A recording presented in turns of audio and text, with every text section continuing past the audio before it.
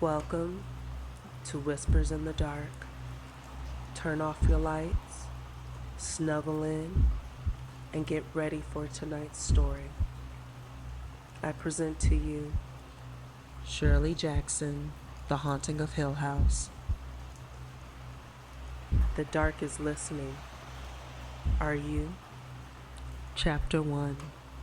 No live organism can continue for long to exist sanely under conditions of absolute reality. Even larks and katydids are supposed by some to dream. Hill House, not sane, stood by itself against its heels, holding darkness within. It had stood so for 80 years, and might stand for 80 more. Within, walls continued upright, bricks met neatly, floors were firm, and doors were sensibly shut. Silence lay steadily against the wood and stone of Hill House, and whatever walked there walked alone. Dr. John Montague was a doctor of philosophy. He had taken his degree in anthropology, feeling obscurely that in his field he might come closest to his true vocation, the analysis of supernatural manifestations.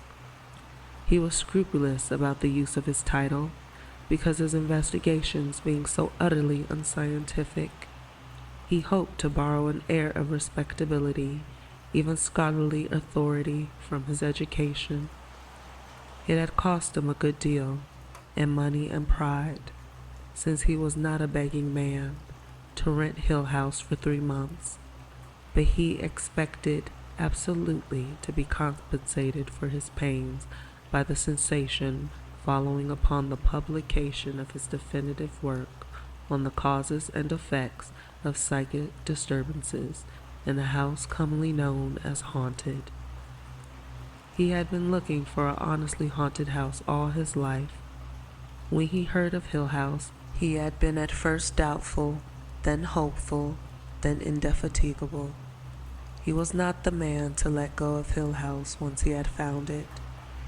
Dr. Montague's intentions with regard to Hill House derived from the methods of the intrepid 19th century ghost hunters.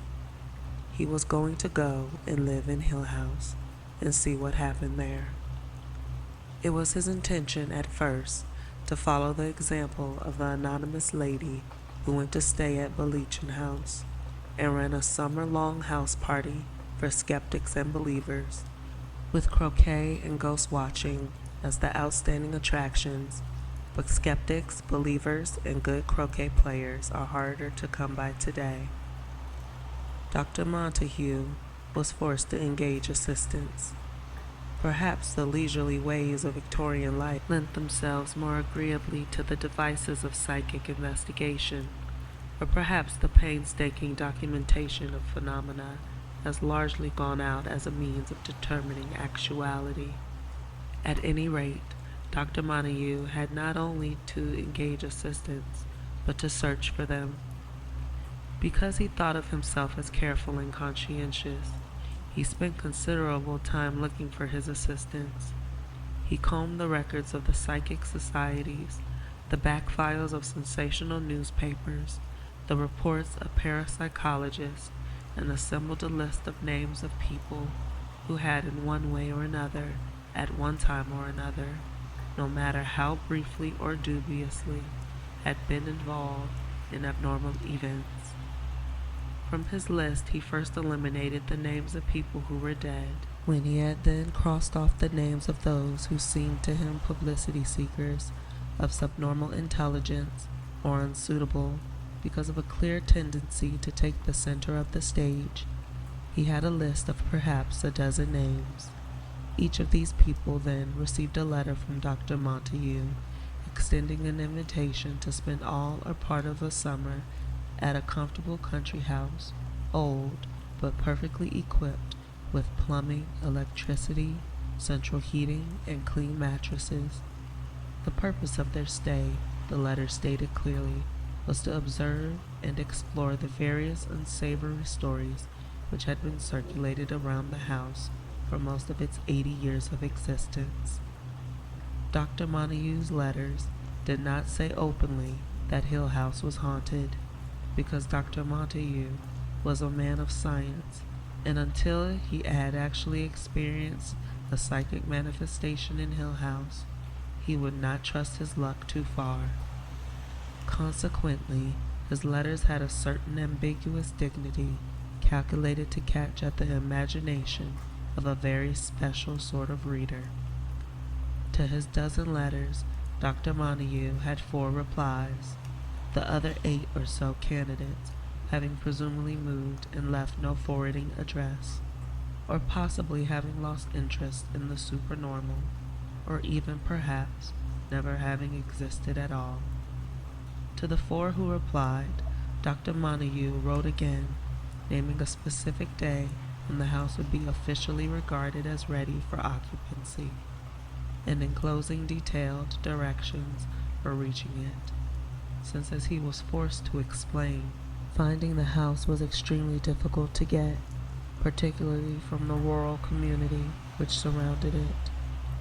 On the day before he was to leave for Hill House, Dr. Montague was persuaded to take into his select company a representative of a family who owned the house, and a telegram arrived from one of his candidates, backing out with a clearly manufactured excuse.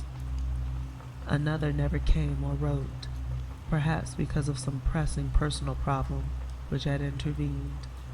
The other 2 came.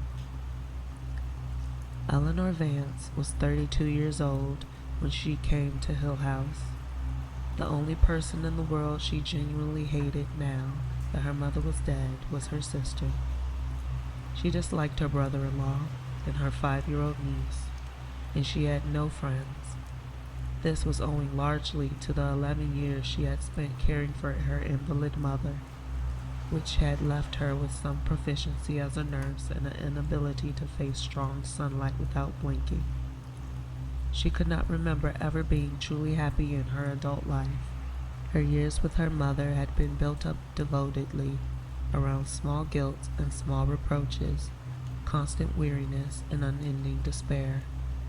Without ever wanting to become reserved and shy, she had spent so long alone with no one to love that it was difficult for her to talk, even casually, to another person without self-consciousness and an awkward inability to find words. Her name had turned up on Dr. Montague's list because one day, when she was 12 years old and her sister was 18, and their father had been dead for not quite a month, showers of stones had fallen on their house without any warning or any indication of purpose or reason, dropping from the ceilings, rolling loudly down the walls, breaking windows and pattering maddeningly on the roof. The stones continued intermittently for 3 days, during which time Eleanor and her sister were less unnerved by the stones than by the neighbors and sightseers who gathered daily outside the front door, by their mother's blind, hysterical insistence that all of this was due to malicious, backbiting people on the block who had had it in for her ever since she came. After 3 days, Eleanor and her sister were removed to the house of a friend, and the stones stopped falling, nor did they ever return, although Eleanor and her sister and her mother went back to living in the house, and the feud with the entire neighborhood was never ended. The story had been forgotten by everyone except the people Dr. Montague consulted. It had certainly been forgotten by Eleanor and her sister, each of whom had supposed at the time that the other was responsible. During the whole underside of her life, ever since her first memory, Eleanor had been waiting for something like Hill House, caring for her mother, lifting a cross old lady from her chair to her bed, setting out endless little trays of soup and oatmeal, steeling herself to the filthy laundry. Eleanor had held fast to the belief that someday something would happen. She had accepted the invitation to Hill House by return mail, although her brother-in-law had insisted upon calling a couple of people to make sure that this doctor fellow was not aiming to introduce Eleanor to savage rites not unconnected with matters Eleanor's sister deemed it improper for an unmarried young woman to know. Perhaps Eleanor's sister whispered in the privacy of the marital bedroom. Perhaps Dr. Montague, if that really was his name after all. Perhaps this Dante Montague used these women for some, well, experiments. You know, experiments, the way they do. Eleanor's sister dwelt richly upon experiments she had heard these doctors did. Eleanor had no such ideas, or having them was not afraid. Eleanor, in short, would have gone anywhere. Theodora, that was as much name as she used. Her sketches were signed Theo, and on her apartment door, in the window of her shop, in her telephone listing, in her pale stationery, in the bottom of the lovely photograph of her which stood on the mantel, the name was always only Theodora. Theodora was not at all like Eleanor. Duty and conscience were, for Theodora, attributes which belonged properly to Girl Scouts. Theodora's world was one of delight and soft colors.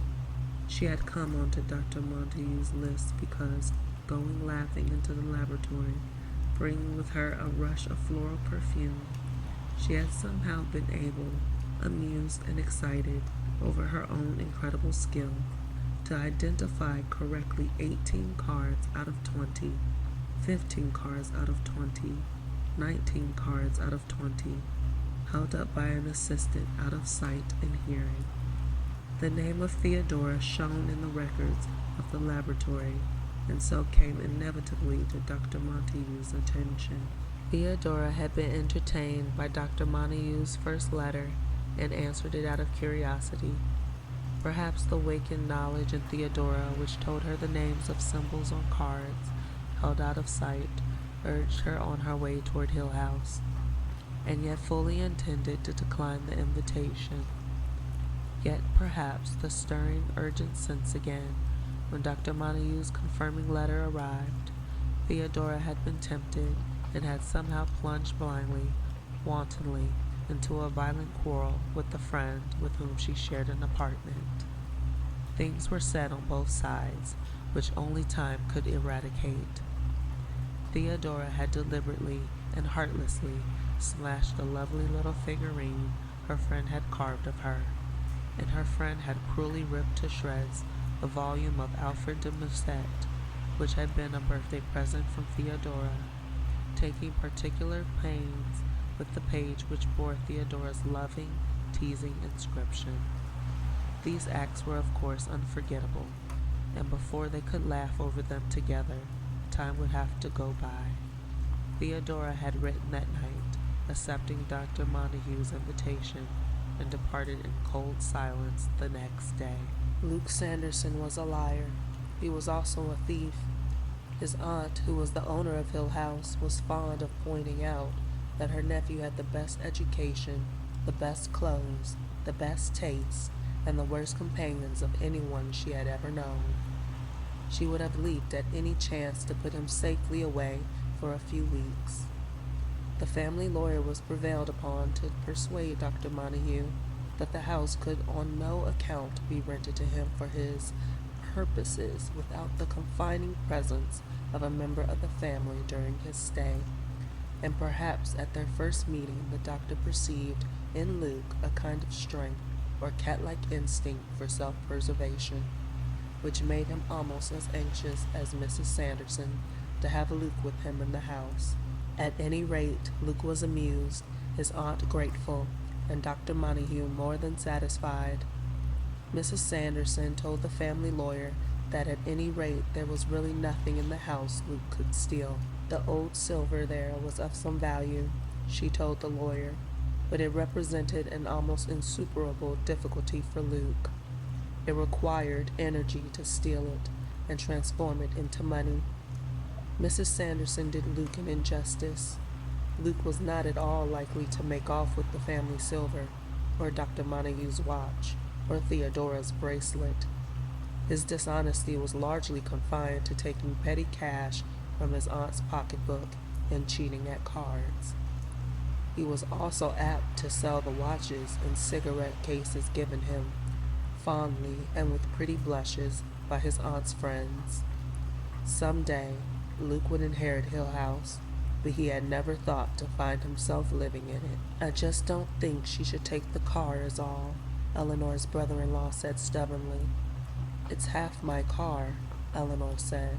I helped pay for it. I just don't think she should take it is all, her brother-in-law said. He appealed to his wife. It isn't fair she should have the use of it for the whole summer, and us have to do without. Carrie drives it all the time, and I never even take it out of the garage, Eleanor said. Besides, you'll be in the mountains all summer, and you can't use it there. Carrie, you know you won't use the car in the mountains. But suppose poor little Lenny got sick or something, and we needed a car to get her to a doctor. It's half my car, Eleanor said. I mean to take it.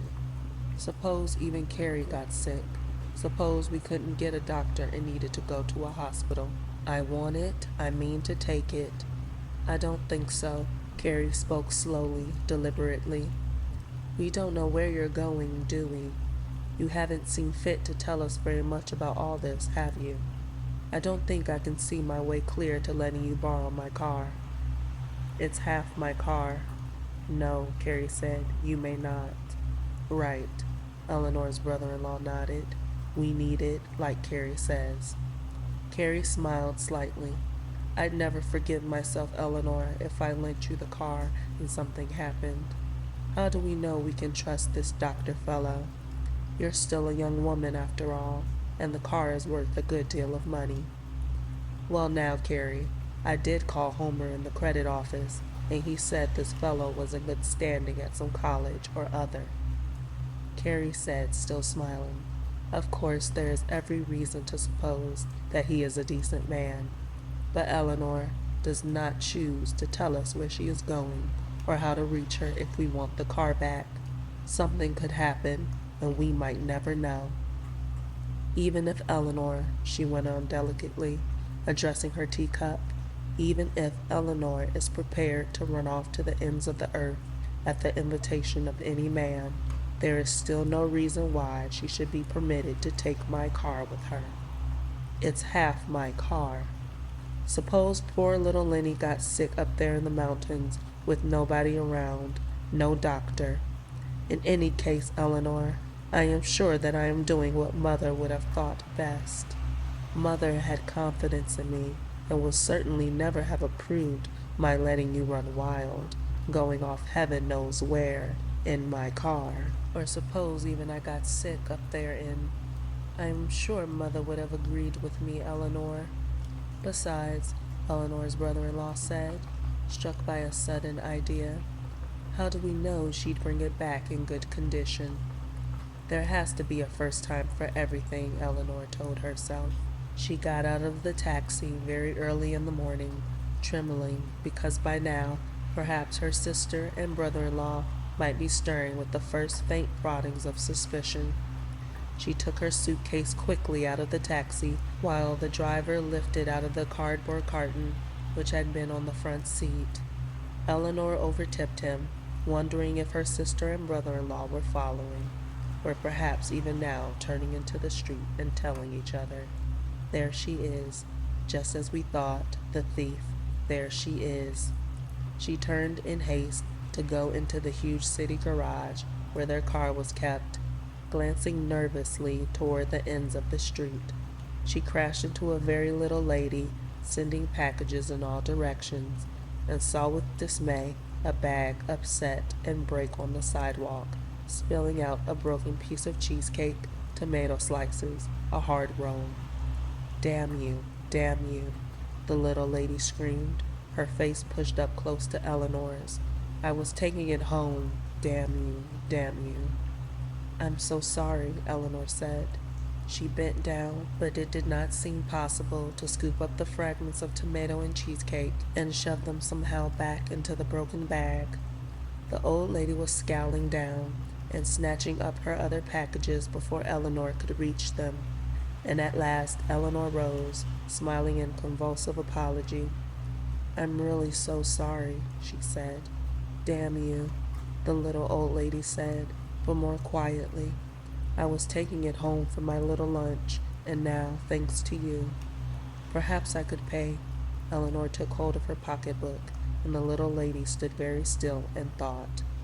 I couldn't take money just like that, she said at last. I didn't buy the things you see. They were left over. She snapped her lips angrily.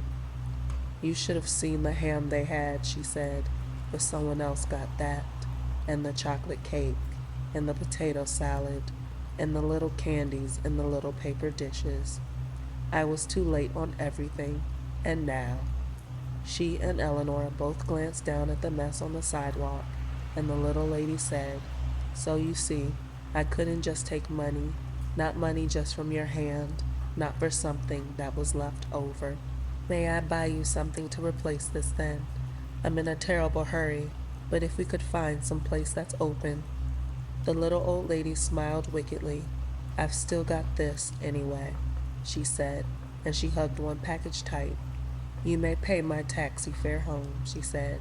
Then no one else will be likely to knock me down. Gladly, Eleanor said, and turned to the taxi driver, who had been waiting interested. Can you take this lady home? She asked. A couple of dollars will do it, the little lady said, not including the tip for this gentleman, of course. Being as small as I am, she explained daintily, it's quite a hazard indeed, people knocking you down. Still, it's a genuine pleasure to find one as willing as you to make up for it. Sometimes the people who knock you down never turn once to look. With Eleanor's help, she climbed into the taxi with her packages, and Eleanor took $2.50 piece from her pocketbook and handed them to the little lady, who clutched them tight in her tiny hand. All right, sweetheart, the taxi driver said. Where do we go? The little lady chuckled. I'll tell you after we start, she said. And then to Eleanor, good luck to you, dearie. Watch out from now on how you go knocking people down. Goodbye, Eleanor said, and I'm really very sorry. That's fine then, the little lady said, waving at her as the taxi pulled away from the curb. I'll be praying for you, dearie. Well, Eleanor thought, staring after the taxi, there's one person anyway who will be praying for me. One person anyway. It was the first genuinely shining day of summer, a time of year which brought Eleanor always to aching memories of her early childhood, when it had seemed to be summer all the time. She could not remember a winter before her father's death on a cold, wet day. She had taken to wondering lately, during these swift-counted years, what had been done with all those wasted summer days. How could she have spent them so wantonly? I am foolish, she told herself early every summer. I am very foolish. I am grown up now, and I know the value of things. Nothing is ever really wasted, she believed sensibly. Even one's childhood, and then each year. One summer morning, the warm wind would come down the city street where she walked, and she would be touched with a little cold thought. I have let more time go by. Yet this morning, driving the little car which she and her sister owed together, apprehensive lest they might still realize that she had come after all, and just taking it away, going docilely along the street, following the lines of traffic, stopping when she was bidden, and turning when she could, she smiled out at the sunlight, slanting along the street, and thought, I am going. I have finally taken a step. Always before, when she had her sister's permission to drive the little car, she had gone cautiously, moving with extreme care to avoid even the slightest scratch or mar which might irritate her sister. But today, with her carton on the back seat and her suitcase on the floor, her gloves and pocketbook and light coat on the seat beside her, the car belonged entirely to her, a little contained world all her own. I am really going, she thought. At the last traffic light in the city, before she turned to go onto the great highway out of town, she stopped, waiting, and slid Dr. Montague's letter out of her pocketbook. I will not even need a map, she thought. He must be a very careful man. Route 39 to Ashton, the letter said, and then turn left onto Route 5 going west. Follow this for a little less than 30 miles, and you will come to the small village of Hillsdale. Going through Hillsdale to the corner with a gas station on the left and a church on the right, and turn left here onto what seems to be a narrow country road. You will be going up into the hills, and the road is very poor. Follow this road to the end, about 6 miles, and you will come to the gates of Hill House. I am making these directions so detailed because it's inadvisable to stop in Hillsdale to ask your way. The people there are rude to strangers and openly hostile to anyone inquiring about Hill House. I am very happy that you will be joining us in Hill House, and will take great pleasure in making your acquaintance on Thursday, the 21st of June. The light changed. She turned onto the highway and was free of the city. No one, she thought, can catch me now. They don't even know which way I'm going. She had never driven far alone before. The notion of dividing her lovely journey into miles and hours was silly. She saw it, bringing her car with precision between the line on the road and the line of trees beside the road, as a passage of moments, each one new, carrying her along with them, taking her down a path of incredible novelty to a new place. The journey itself was her positive action, her destination vague, unimagined, perhaps non-existent. She meant to savor each turn of her traveling, loving the road and the trees and the houses and the small ugly towns, teasing herself with the notion that she might take it into her head to stop just anywhere and never leave again. She might pull her car to the side of the highway, although that was not allowed. She told herself she would be punished if she really did, and leave it behind while she wandered off past the trees into the soft, welcoming country beyond. She might wander till she was exhausted, chasing butterflies or following a stream, and then come at nightfall to the hut of some poor woodcutter who would offer her shelter. She might make her home forever in East Barrington or Desmond or the incorporated village of Burke. She might never leave the road at all, but just hurry on until the wheels of the car were worn to nothing and she had come to the end of the world. And she thought, I might just go along to Hill House, where I am expected and where I am being given shelter and room and board and a small token salary in consideration of forsaking my commitments and involvements in the city and running away to see the world. I wonder what Dr. Montague is like. I wonder what Hill House is like. I wonder who else will be there. She was well away from the city now, watching for the turning onto Route 39, that magic thread of road Dr. Montague had chosen for her, out of all the roads in the world, to bring her safely to him and to Hill House. No other road could lead her from where she was to where she wanted to be. Dr. Montague was confirmed, made infallible. Under the sign which pointed the way to Route 39 was another sign saying Ashton, 121 miles. The road, her intimate friend now, turned and dipped, going around turns where surprises waited. Once a cow, regarding her over a fence, once an incurious dog, down into hollows where small towns lay, past fields and orchards. On the main street of one village she passed a vast house, pillared and walled, with shutters over the windows, and a pair of stone lions guarding the steps, and she thought that perhaps she might live there, dusting the lions each morning and patting their heads good night. Time is beginning this morning in June, she assured herself, but it is a time that is strangely new and of itself. In these few seconds I have lived a lifetime in a house with 2 lions in front. Every morning I swept the porch and dusted the lions, and every evening I patted their heads good night, and once a week I washed their faces and manes and paws with warm water and soda, and cleaned between their teeth with a swab. Inside the house the rooms were tall and clear with shining floors and polished windows. A little dainty old lady took care of me.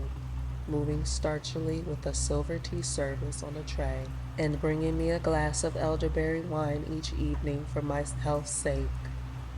I took my dinner alone in the long, quiet dining room at the gleaming table, and between the tall windows the white paneling of the walls shone in the candlelight.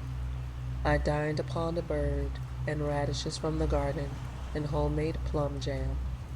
When I slept it was under a canopy of white organdy, and a nightlight guarded me from the hall. People bowed to me on the streets of the town because everyone was very proud of my lions when I died. She had left the town far behind by now and was going past dirty, closed lunch stands and torn signs. There had been a fair somewhere near here once, long ago, with motorcycle races. The signs still carried fragments of words, dare, one of them read, and another evil, and she laughed at herself, perceiving how she sought out omens everywhere. The word is daredevil. Eleanor, daredevil drivers, and she slowed her car because she was driving too fast and might reach Hill House too soon.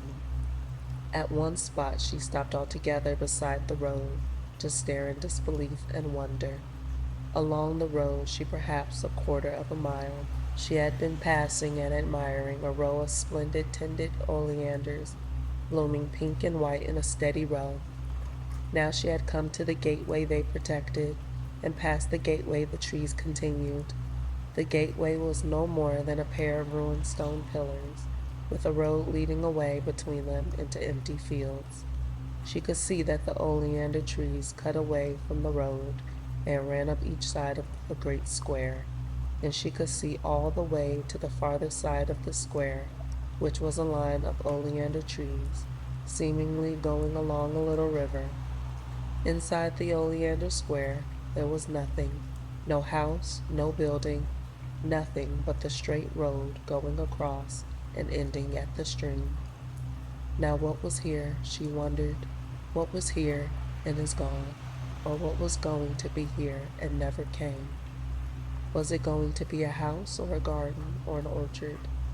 Were they driven away forever, or are they coming back? Oleanders are poisonous, she remembered. Could they be here guarding something? She thought, will I get out of my car and go between the ruined gates, and then, once I am in the magic oleander square, find that I have wandered into a fairyland, protected poisonously from the eyes of people passing? Once I have stepped between the magic gateposts, will I find myself through the protective barrier, the spell broken? I will go into a sweet garden, with fountains and low benches, and roses trained over arbors, and find one path, jeweled perhaps with rubies and emeralds, soft enough for a king's daughter to walk upon with her little sandaled feet, and it will lead me directly to the palace which lies under a spell. I will walk up low stone steps past stone lions, guarding, and into a courtyard where a fountain plays and the queen waits, weeping for the princess to return. She will drop her embroidery when she sees me, and cry out to the palace servants, stirring at last after their long sleep, to prepare a great feast, because the enchantment is ended and the palace is itself again, and we shall live happily ever after. No, of course, she thought, turning to start her car again. Once the palace becomes visible and the spell is broken, the whole spell will be broken, and all this countryside outside the oleanders will return to its proper form, fading away, towns and signs and cows, into a soft green picture from a fairy tale. Then, coming down from the hills, there will be a prince riding, bright and green and silver, with 100 bowmen riding behind him, pennants stirring, horses tossing, jewels flashing. She laughed and turned to smile goodbye at the magic oleanders. Another day, she told them, another day I'll come back and break your spell. She stopped for lunch after she had driven 100 miles and a mile. She found a country restaurant which advertised itself as an old mill, and found herself seated, incredibly, upon a balcony over a dashing stream, looking down upon wet rocks and the intoxicating sparkle of moving water, with a cut glass bowl of cottage cheese on the table before her and corn sticks in a napkin. Because this was a time and a land where enchantments were swiftly made and broken, she wanted to linger over her lunch, knowing that Hill House always waited for her at the end of her day. The only other people in the dining room were a family party, a mother and a father, with a small boy and girl, and they talked to one another softly and gently. And once the little girl turned and regarded Eleanor with frank curiosity, and after a minute smiled. The light from the steam below touched the ceiling and the polished tables and glanced along the little girl's curls, and the little girl's mother said, "She wants her cup of stars." Eleanor looked up, surprised. The little girl was sliding back in her chair, sullenly refusing her milk, while her father frowned, and her brother giggled, and her mother said calmly, "She wants her cup of stars." Indeed, yes, Eleanor thought. Indeed, so do I. A cup of stars, of course. Her little cup, the mother was explaining, smiling apologetically at the waitress, who was thunderstruck at the thought that the mill's good country milk was not rich enough for the little girl. It has stars in the bottle, and she always drinks her milk from it at home. She calls it her cup of stars because she can see the stars while she drinks her milk. The waitress nodded, unconvinced, and the mother told the little girl, "You'll have your milk from your cup of stars tonight when we get home. But just for now, just to be a very good little girl, will you take a little milk from this glass?" "Don't do it," Eleanor told the little girl. "Insist on your cup of stars. Once they have trapped you into being like everyone else, you will never see your cup of stars again. Don't do it." And the little girl glanced at her and smiled a little subtle dimpling, wholly comprehending smile, and shook her head stubbornly at the glass. Brave girl, Eleanor thought. Wise, brave girl. "You're spoiling her," the father said. "She ought not to be allowed these whims." "Just this once," the mother said. She put down the glass of milk and touched the little girl gently on the hand. "Eat your ice cream," she said. When they left, the little girl waved goodbye to Eleanor, and Eleanor waved back, sitting in joyful loneliness to finish her coffee while the gay stream tumbled along below her. I have not very much further to go, Eleanor thought. I am more than halfway there. Journey's end, she thought, and far back in her mind, sparkling like the little stream, a tag end of a tune danced through her head, bringing distantly a word or so. In delay there lies no plenty, she thought. In delay there lies no plenty. She nearly stopped forever just outside Ashton, because she came to a tiny cottage buried in a garden. I could live there all alone, she thought, slowing the car to look down the winding garden path to the small blue front door with perfectly a white cat on the step.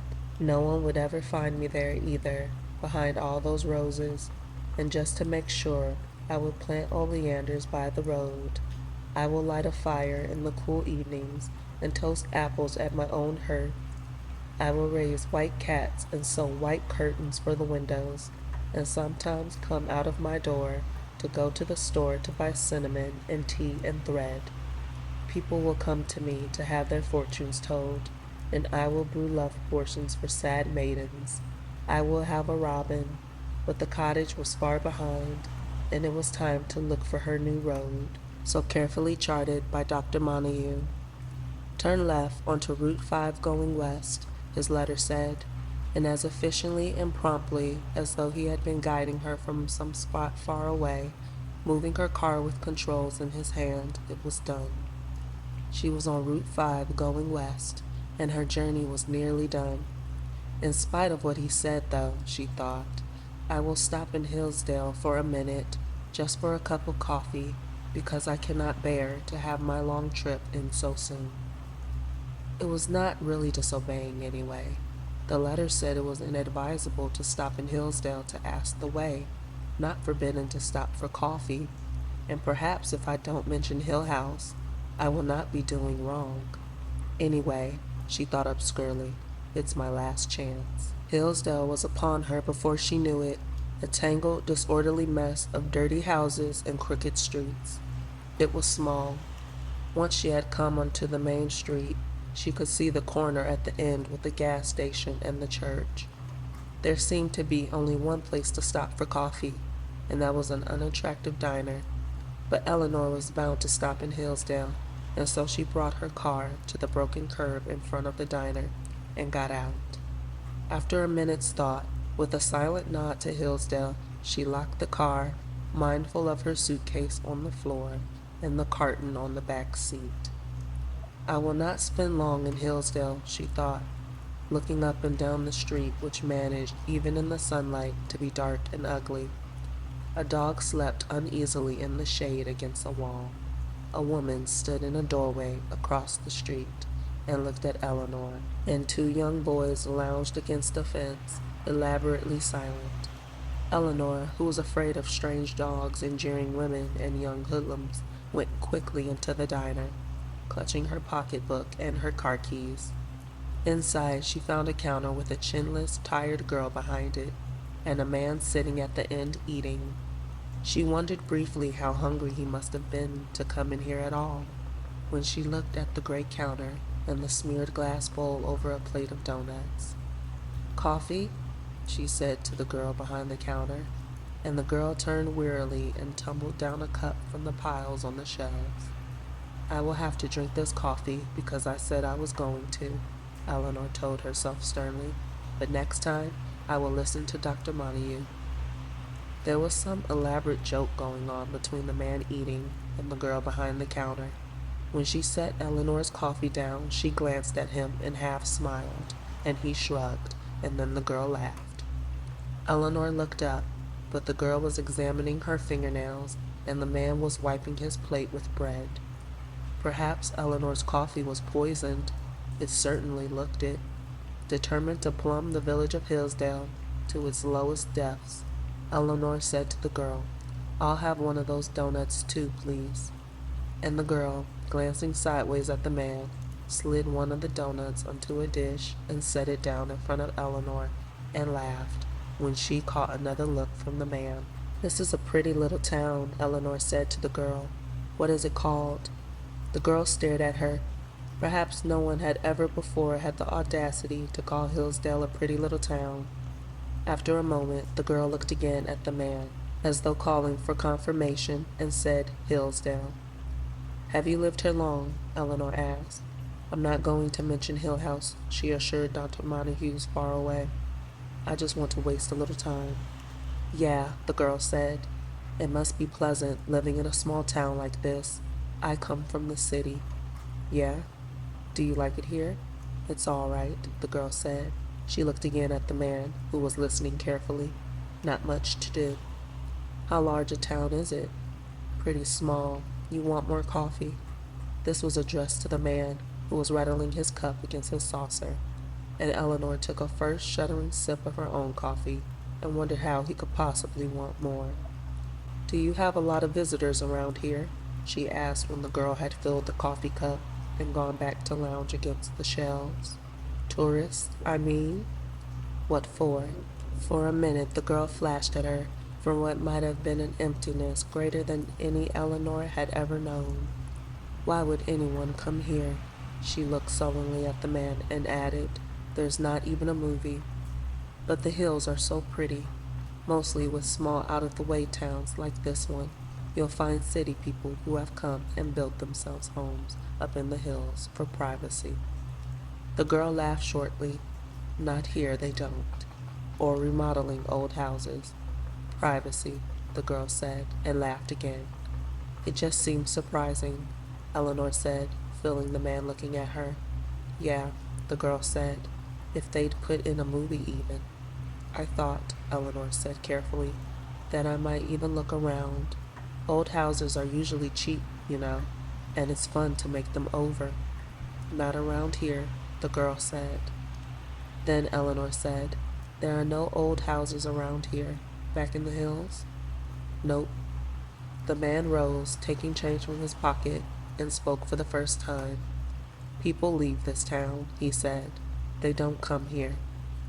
When the door closed behind him, the girl turned her flat eyes back to Eleanor, almost resentfully, as though Eleanor, with her chatter, had driven the man away. He was right, she said finally. They go away, the lucky ones. Why don't you run away? Eleanor asked her, and the girl shrugged. Would I be any better off? She asked. She took Eleanor's money without interest and returned the change. Then, with another of her quick flashes, she glanced at the empty plates at the end of the counter and almost smiled. He comes in every day, she said. When Eleanor smiled back and started to speak, the girl turned her back and busied herself with the cups on the shelves, and Eleanor, feeling herself dismissed, rose gratefully from her coffee and took up her car keys and pocketbook. Goodbye, Eleanor said, and the girl, back still turned, said, Good luck to you. I hope you find your house. The road leading away from the gas station and the church was very poor indeed, deeply rutted and rocky. Eleanor's little car stumbled and bounced, reluctant to go further into these unattractive hills where the day seemed quickly drawing to an end under the thick, oppressive trees on either side. They do not really seem to have much traffic on this road, Eleanor thought wryly, turning the wheel quickly to avoid a particularly vicious rock ahead. 6 miles of this will not do the car any good, and for the first time in hours she thought of her sister and laughed. By now they would surely know that she had taken the car and gone, but they would not know where. They would be telling each other incredulously that they would never have suspected it of Eleanor. I would never have suspected it of myself, she thought, laughing still. Everything is different. I am a new person, very far from home. In delay there lies no plenty. Present mirth, half present laughter, and she gasped as the car cracked against a rock and reeled back across the road with an ominous scraping somewhere beneath, but then gathered itself together valiantly and resumed its dogged climb. The tree branches brushed against the windshield, and it grew steadily darker. Hill House likes to make an entrance, she thought. I wonder if the sun ever shines along here. At last, with one final effort, the car cleared a tangle of dead leaves and small branches across the road and came into a clearing by the gate of Hill House. Why am I here? She thought helplessly, and at once. Why am I here? The gate was tall and ominous and heavy, set strongly into a stone wall which went off through the trees. Even from the car she could see the padlock and the chain that was twisted around and through the bars. Beyond the gate she could see only that the road continued, turned, shadowed on either side by the still dark trees. Since the gate was so clearly locked and double-locked and chained and barred, who, she wondered, wants so badly to get in? She made no attempt to get out of her car, but pressed the horn, and the trees and the gate shuddered and withdrew slightly from the sound. After a minute she blew the horn again, and then saw a man coming toward her from inside the gate. He was as dark and unwelcoming as the padlock, and before he moved toward the gate he peered through the bars at her, scowling. What you want? His voice was sharp, mean. I want to come in, please. Please unlock the gate. Who say? Why, she faltered. I'm supposed to come in, she said at last. What for? I am expected. Or am I? She wondered suddenly. Is this as far as I go? Who by? She knew, of course, that he was delighting in exceeding his authority, as though once he moved to unlock the gate, he would lose the little temporary superiority he thought he had. And what superiority have I, she wondered. I am outside the gate, after all. She could already see that losing her temper, which she did rarely because she was so afraid of being ineffectual, would only turn him away, leaving her still outside the gate, railing futilely. She could even anticipate his innocence if he were reproved later for this arrogance. The maliciously vacant grin, the wide blank eyes, the whining voice protesting that he would have let her in. He planned to let her in, but how could he be sure? He had his orders, didn't he? And he had to do what he was told. He'd be the one to get in trouble, wouldn't he, if he let in someone wasn't supposed to be inside. She could anticipate his shrug, and picturing him, laughed, perhaps the worst thing she could have done. Eyeing her, he moved back from the gate. "You better come back later," he said, and turned his back with an air of virtuous triumph. "Listen," she called after him, still trying not to sound angry. "I am one of Dr. Montague's guests. He will be expecting me in the house. Please listen to me." He turned and grinned at her. "They couldn't rightly be expecting you," he said, "seeing as you're the only ones come so far." "Do you mean that there's no one in the house?" "No one I know of. Maybe my wife getting it fixed up. So they couldn't be there exactly expecting you, now could they?" She sat back against the car and closed her eyes. Hill House, she thought. You're as hard to get into as heaven. I suppose you know what you're asking for coming here. I suppose they told you back in the city. You hear anything about this place? I heard that I was invited here as a guest of Dr. Montague's. When you open the gates, I will go inside. I'll open them. I'm going to open them. I just want to be sure you know what's waiting for you in there. You've ever been here before? One of the family, maybe? He looked at her now, peering through the bars, his jeering face one more barrier, after padlock and chain. I can't let you in till I'm sure, can I? What you say your name was? She sighed. Eleanor Vance. Not one of the family then, I guess. You ever heard anything about this place? It's my chance, I suppose, she thought. I'm being given a last chance. I could turn my car around right here and now in front of these gates and go away from here, and no one would blame me. Anyone has a right to run away. She put her head out through the car window and said with fury, "My name is Eleanor Vance. I am expected in Hill House. Unlock those gates at once." All right. Deliberately making a wholly unnecessary display of fitting the key and turning it, he opened the padlock and loosened the chain and swung the gates just wide enough for the car to come through. Eleanor moved the car slowly, but the alacrity with which he leaped to the side of the road made her think for a minute that he had perceived the fleeting impulse crossing her mind. She laughed, and then stopped the car because he was coming toward her safely from the side. "You won't like it," he said. "You'll be sorry I ever opened the gate." "Out of the way, please," she said. "You've held me up long enough." "You think they could get anyone else to open this gate? You think anyone else stayed around here that long, except me and my wife? You think we can't have things just about the way we want them, long as we stay around here and fix up the house and open the gates for all you city people think you know everything?"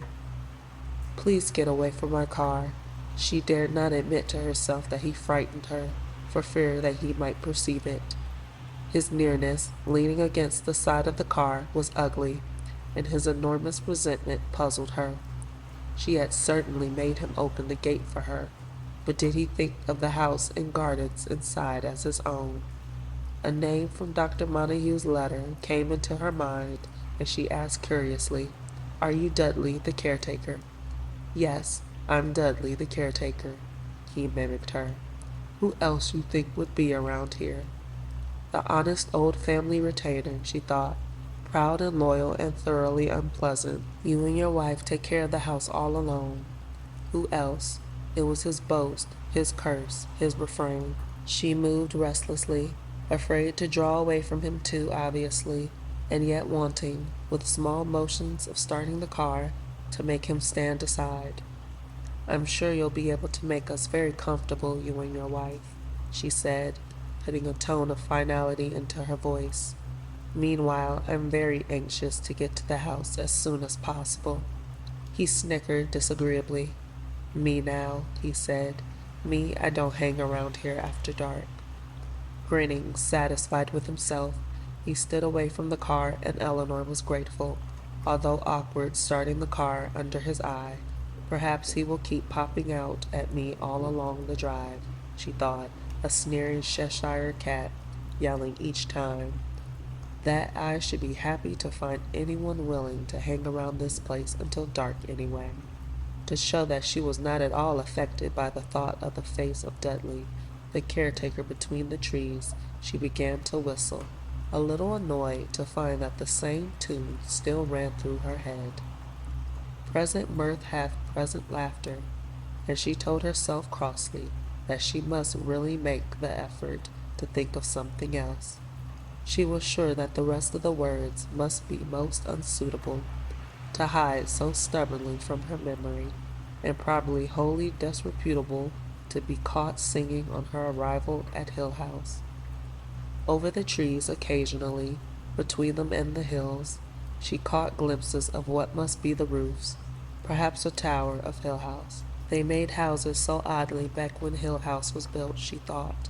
They put towers and turrets and buttresses and wooden lace on them, even sometimes gothic spires and gargoyles. Nothing was ever left undecorated.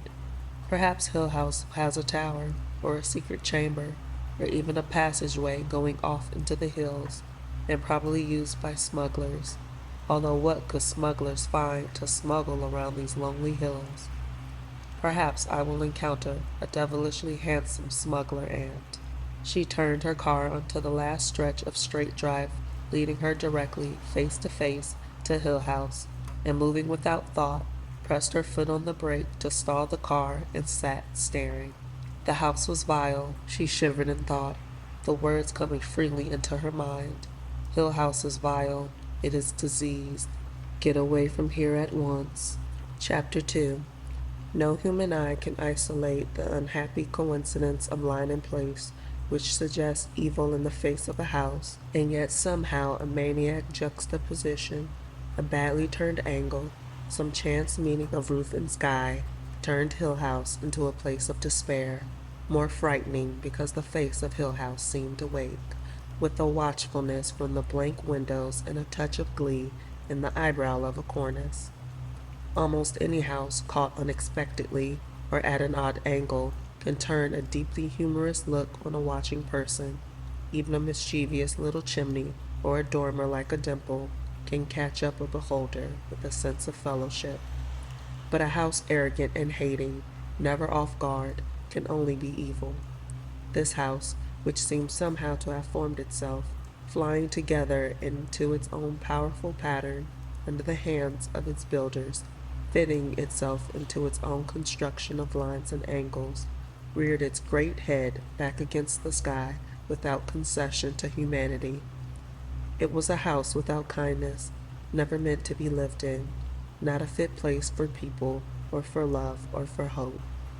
Exorcism cannot alter the countenance of a house. Hill House would stay as it was until it was destroyed. I should have turned back at the gate, Eleanor thought. The house had caught her with an atavistic turn in the pit of the stomach, and she looked along the lines of its roofs, fruitlessly endeavoring to locate the badness, whatever dwelt there. Her hands turned nervously cold, so that she fumbled, trying to take out a cigarette, and beyond everything else she was afraid, listening to the sick voice inside her head which whispered, "Get away from here, get away." But this is what I came so far to find, she told herself. I can't go back. Besides, he would laugh at me if I tried to get back out through the gate.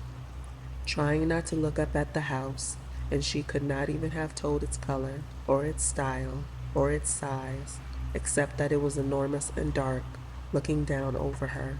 She started the car again and drove up the last bit of driveway directly to the steps, which led in a forthright, no-escape manner onto the veranda and aimed at the front door. The drive turned off on either side to encircle the house, and probably later she could take her car around and find a building of some kind to put it in. Now she felt uneasily that she did not care to cut off her means of departure too completely. She turned the car just enough to move it off to one side, out of the way of later arrivals. It would be a pity, she thought grimly, for anyone to get a first look at this house with anything so comforting as a human automobile parked in front of it, and got out, taking her suitcase and her coat. Well, she thought inadequately, here I am. It was an act of moral strength to lift her foot and set it on the bottom step, and she thought that her deep unwillingness to touch Hill House for the first time came directly from the vivid feeling that it was waiting for her, evil but patient. Journeys end in lovers' meeting, she thought, remembering her song at last, and laughed, standing on the steps of Hill House. Journeys end in lovers' meeting, and she put her feet down firmly and went up to the veranda and the door. Hill House came around her in a rush.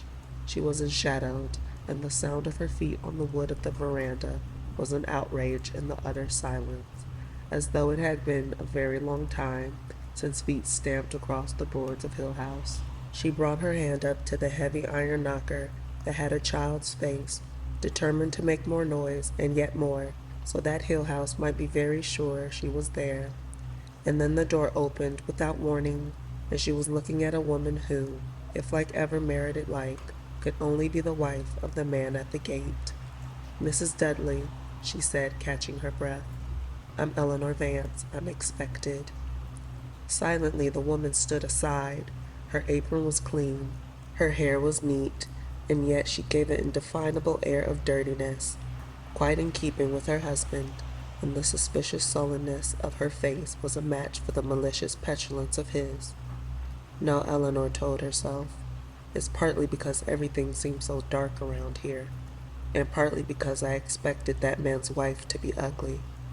If I hadn't seen Hill House, would I be so unfamiliar to these people? They only take care of it after all. The hall in which they stood was overfull of dark wood and weighty carving, dim under the heaviness of the staircase, which lay back from the farther end. Above there seemed to be another hallway, going the width of the house. She could see a wide landing, and then across the staircase well, with doors closed along the upper halls. On either side of her now were great double doors, carved with fruit and grain and living things. All the doors she could see in this house were closed. When she tried to speak, her voice was drowned in the dim stillness, and she had to try again to make a sound. "Can you take me to my room?" she asked at last, gesturing towards her suitcase on the floor and watching the wavering reflection of her hand going down and down into the deep shadows of the polished floor. "I gather I'm the first one here. You did say you were Mrs. Dudley." "I think I'm going to cry," she thought, like a child sobbing and wailing. "I don't like it here." Mrs. Dudley turned and started up the stairs, and Eleanor took up her suitcase and followed, hurrying after anything else alive in this house. "No," she thought, "I don't like it here." Mrs. Dudley came to the top of the stairs and turned right, and Eleanor saw that with some rare perception the builders of the house had given up any attempt at style, probably after realizing what the house was going to be, whether they chose it or not, and had on this second floor, set in a long straight hall to accommodate the doors to the bedrooms. She had a quick impression of the builders finishing off the second and third stories of the house with a kind of indecent haste, eager to finish their work without embellishment and get out of there, following the simplest possible pattern for the rooms. At the left end of the hall was a second staircase, probably going from servants' room on the third floor down past the second to the service rooms below. At the right end of the hall, another room had been set in, perhaps since it was on the end, to get the maximum amount of sun and light, except for a continuation of the dark woodwork and what looked like a series of poorly executed engravings arranged with unlovely exactness along the hall in either direction. Nothing broke the straightness of the hall except the series of doors, all closed. Mrs. Dudley crossed the hall and opened a door, perhaps at random. "This is the blue room," she said. From the turn in the staircase, Eleanor assumed that the room would be at the front of the house. Sister Anne, she thought, and moved gratefully toward the light from the room. "How nice," she said, standing in the doorway, but only from the sense that she must say something. It was not nice at all, and only barely tolerable. It held and closed the same clashing disharmony that marked Hill House throughout. Mrs. Dudley turned aside to let Eleanor come in, and spoke apparently to the wall. "I set dinner on the dining room sideboard at 6 sharp," she said. "You can serve yourselves. I clear up in the morning. I have breakfast ready for you at 9. That's the way I agreed to do. I can't keep the rooms up the way you'd like, but there's no one else you could get that would help me. I don't wait on people. What I agreed to, it doesn't mean I wait on people. Eleanor nodded, standing uncertainly in the doorway. I don't stay after I set out dinner, Mrs. Dudley went on. Not after it begins to get dark. I leave before dark comes. I know, Eleanor said. We live over in the town 6 miles away. Yes, Eleanor said, remembering Hillside. So there won't be anyone around if you need help. I understand. We couldn't even hear you in the night. I don't suppose. No one could. No one lives any nearer than the town. No one else will come any nearer than that. I know, Eleanor said tiredly. In the night, Mrs. Dudley said, and smiled outright. In the dark, she said, and closed the door behind her. Eleanor almost giggled, thinking of herself calling, "Oh, Mrs. Dudley, I need your help in the dark," and then she shivered. She stood alone beside her suitcase, her coat still hanging over her arm, thoroughly miserable, telling herself helplessly, journey's end and lover's meeting, and wishing she could go home. Behind her lay the dark staircase and the polished hallway and the great front door, and Mrs. Dudley and Dudley laughing at the gate, and the padlocks in Hillsdale, and the cottage of flowers, and the family at the end, and the oleander garden, and the house with the stone lions in front, and they had brought her, under Dr. Montague's unerring eye, to the blue room at Hill House. It's awful, she thought, unwilling to move, since motion might imply acceptance, a gesture of moving in. It's awful, and I don't want to stay, but there was nowhere else to go. Dr. Montague's letter had brought her this far, and could take her no further. After a minute, she sighed and shook her head, and walked across to set her suitcase down on the bed. Here I am, in the blue room of Hill House, she said half aloud, although it was real enough, and beyond all question a blue room. There were blue dimity curtains over the 2 windows, which looked out over the roof of the veranda onto the lawn, and a blue-figured rug on the floor, and a blue spread on the bed, and a blue quilt at the foot. The walls dark woodwork to shoulder height, were blue-figured paper above, with a design of tiny blue flowers, wreathed and gathered and delicate. Perhaps someone had once hoped to lighten the air of the blue room in Hill House with a dainty wallpaper, not seeing how such a hope would evaporate in Hill House, leaving only the faintest hint of its existence, like an almost inaudible echo of sobbing far away. Eleanor shook herself, turning to see the room complete.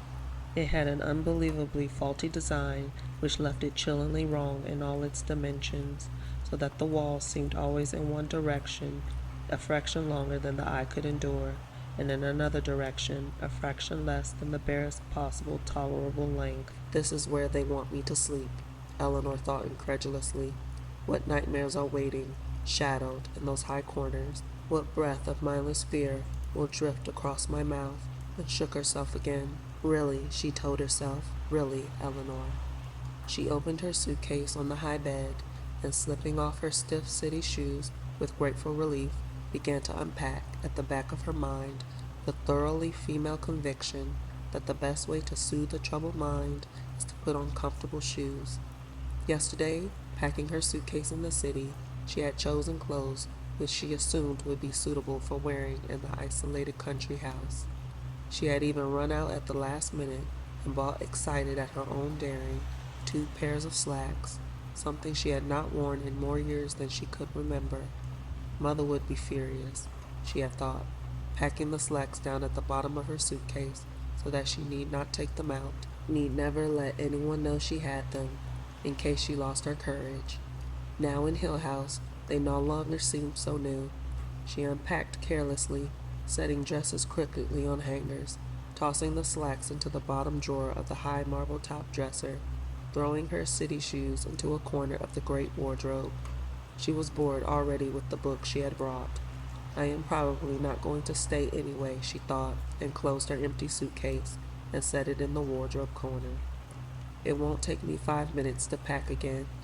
She discovered that she had been trying to put her suitcase down without making a sound, and then realized that while she unpacked, she had been in her stocking feet, trying to move as silently as possible, as though stillness were vital in Hill House. She remembered that Mrs. Dudley had also walked without sound. When she stood still in the middle of the room, the pressing silence of Hill House came back all around her. I am like a small creature swallowed whole by a monster, she thought, and the monster feels my tiny little movements inside. No, she said aloud, and the one word echoed. She went quickly across the room and pushed aside the blue dimity curtains, but the sunlight came only palely through the thick glass of the windows, and she could see only the roof of the veranda and a stretch of the lawn beyond. Somewhere down there was her little car, which could take her away again. Journeys end in lovers' meeting, she thought. It was my own choice to come. Then she realized that she was afraid to go back across the room.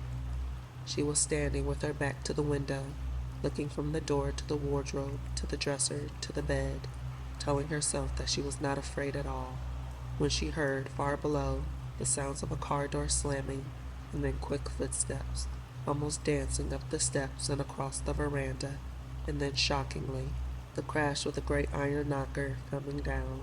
Why, she thought, there are other people coming. I am not going to be here all alone. Almost laughing, she ran across the room and into the hall to look down the staircase into the hallway below. Thank heaven you're here, she said, peering through the dimness. Thank heaven somebody's here. She realized without surprise that she was speaking as though Mrs. Dudley could not hear her, although Mrs. Dudley stood, straight and pale, in the hall. Come on up, Eleanor said. You'll have to carry your own suitcase. She was breathless and seemed unable to stop talking. Her usual shyness melted away by relief. My name's Eleanor Vance, she said, and I'm so glad you're here. I'm Theodora, just Theodora. This bloody house. It's just as bad up here. Come on up. Make her give you the room next to mine. Theodora came up the heavy stairway after Mrs. Dudley, looking incredulously at the stained glass window on the landing, the marble urn in a niche, the patterned carpet. Her suitcase was considerably larger than Eleanor's and considerably more luxurious, and Eleanor came forward to help her, glad that her own things were safely put away out of sight. Wait till you see the bedrooms, Eleanor said. Mine used to be the embalming room, I think. It's the home I've always dreamed of, Theodora said. A little hideaway where I can be alone with my thoughts, particularly if my thoughts happen to be about murder or suicide or green room, Mrs. Dudley said coldly, and Eleanor sensed, with a quick turn of apprehension, that flippant or critical talk about the house bothered Mrs. Dudley in some manner. Maybe she thinks it can hear us, Eleanor thought, and then was sorry she had thought it. Perhaps she shivered, because Theodora turned with a quick smile and touched her shoulder gently, reassuringly. She is charming, Eleanor thought, smiling back. Not at all the sort of person who belongs in this dreary, dark place, but then probably I don't belong here either. I am not the sort of person for Hill House, but I can't think of anybody who would be. She laughed then, watching Theodora's expression as she stood in the doorway of the green room. Good Lord, Theodora said, looking sideways at Eleanor. How perfectly enchanting. Positive bower. I set dinner on the dining room sideboard at 6 sharp, Mrs. Dudley said. You can serve yourselves. I clear up in the morning. I have breakfast ready for you at 9. That's the way I agreed to do. You're frightened, Theodora said, watching Eleanor. I can't keep the rooms up the way you'd like, but there's no one else you could get that would help me. I don't wait on people, but I agreed to. It doesn't mean I wait on people. It was just when I thought I was all alone, Eleanor said. I don't stay after 6, not after it begins to get dark. I'm here now, Theodora said, so it's all right. We have a connecting bathroom, Eleanor said absurdly. The rooms are exactly alike. Green dimity curtains hung over the windows in Theodora's room. The wallpaper was decked with green garlands. The bedspread and quilt were green. The marble-top dresser and the huge wardrobe were the same. I've never seen such awful places in my life, Eleanor said, her voice rising. like the very best hotels, Theodora said, or any good girls' camp. I leave before dark comes, Mrs. Dudley went on. No one can hear you if you scream in the night, Eleanor told Theodora. She realized that she was clutching at the doorknob, and under Theodora's quizzical eye, unclenched her fingers and walked steadily across the room. We'll have to find some way of opening these doors, she said, so there won't be anyone around if you need help, Mrs. Dudley said. We couldn't hear you, even in the night. No one could. All right now, Theodora asked, and Eleanor nodded. No one lives any nearer than the town. No one else will come any nearer than that. You're probably just hungry, Theodora said, and I'm starved myself. She set her suitcase on the bed and slipped off her shoes. Nothing, she said, upsets me more than being hungry. I snarled and snapped and burst into tears. She lifted a pair of softly tailored slacks out of the suitcase. In the night, Mrs. Dudley said, she smiled. In the dark, she said, and closed the door behind her. After a minute, Eleanor said, she also walks without making a sound. Delightful old body, Theodora turned, regarding her room. I take it back, that about the best hotels, she said. It's a little bit like a boarding school I went to for a while. Come and see mine, Eleanor said. She opened the bathroom door and led the way into her blue room. I was all unpacked and thinking about packing again when you came. Poor baby, you're certainly starving. All I could think of when I got a look at the place from outside was what fun it would be to stand out there and watch it burn down, maybe before we leave.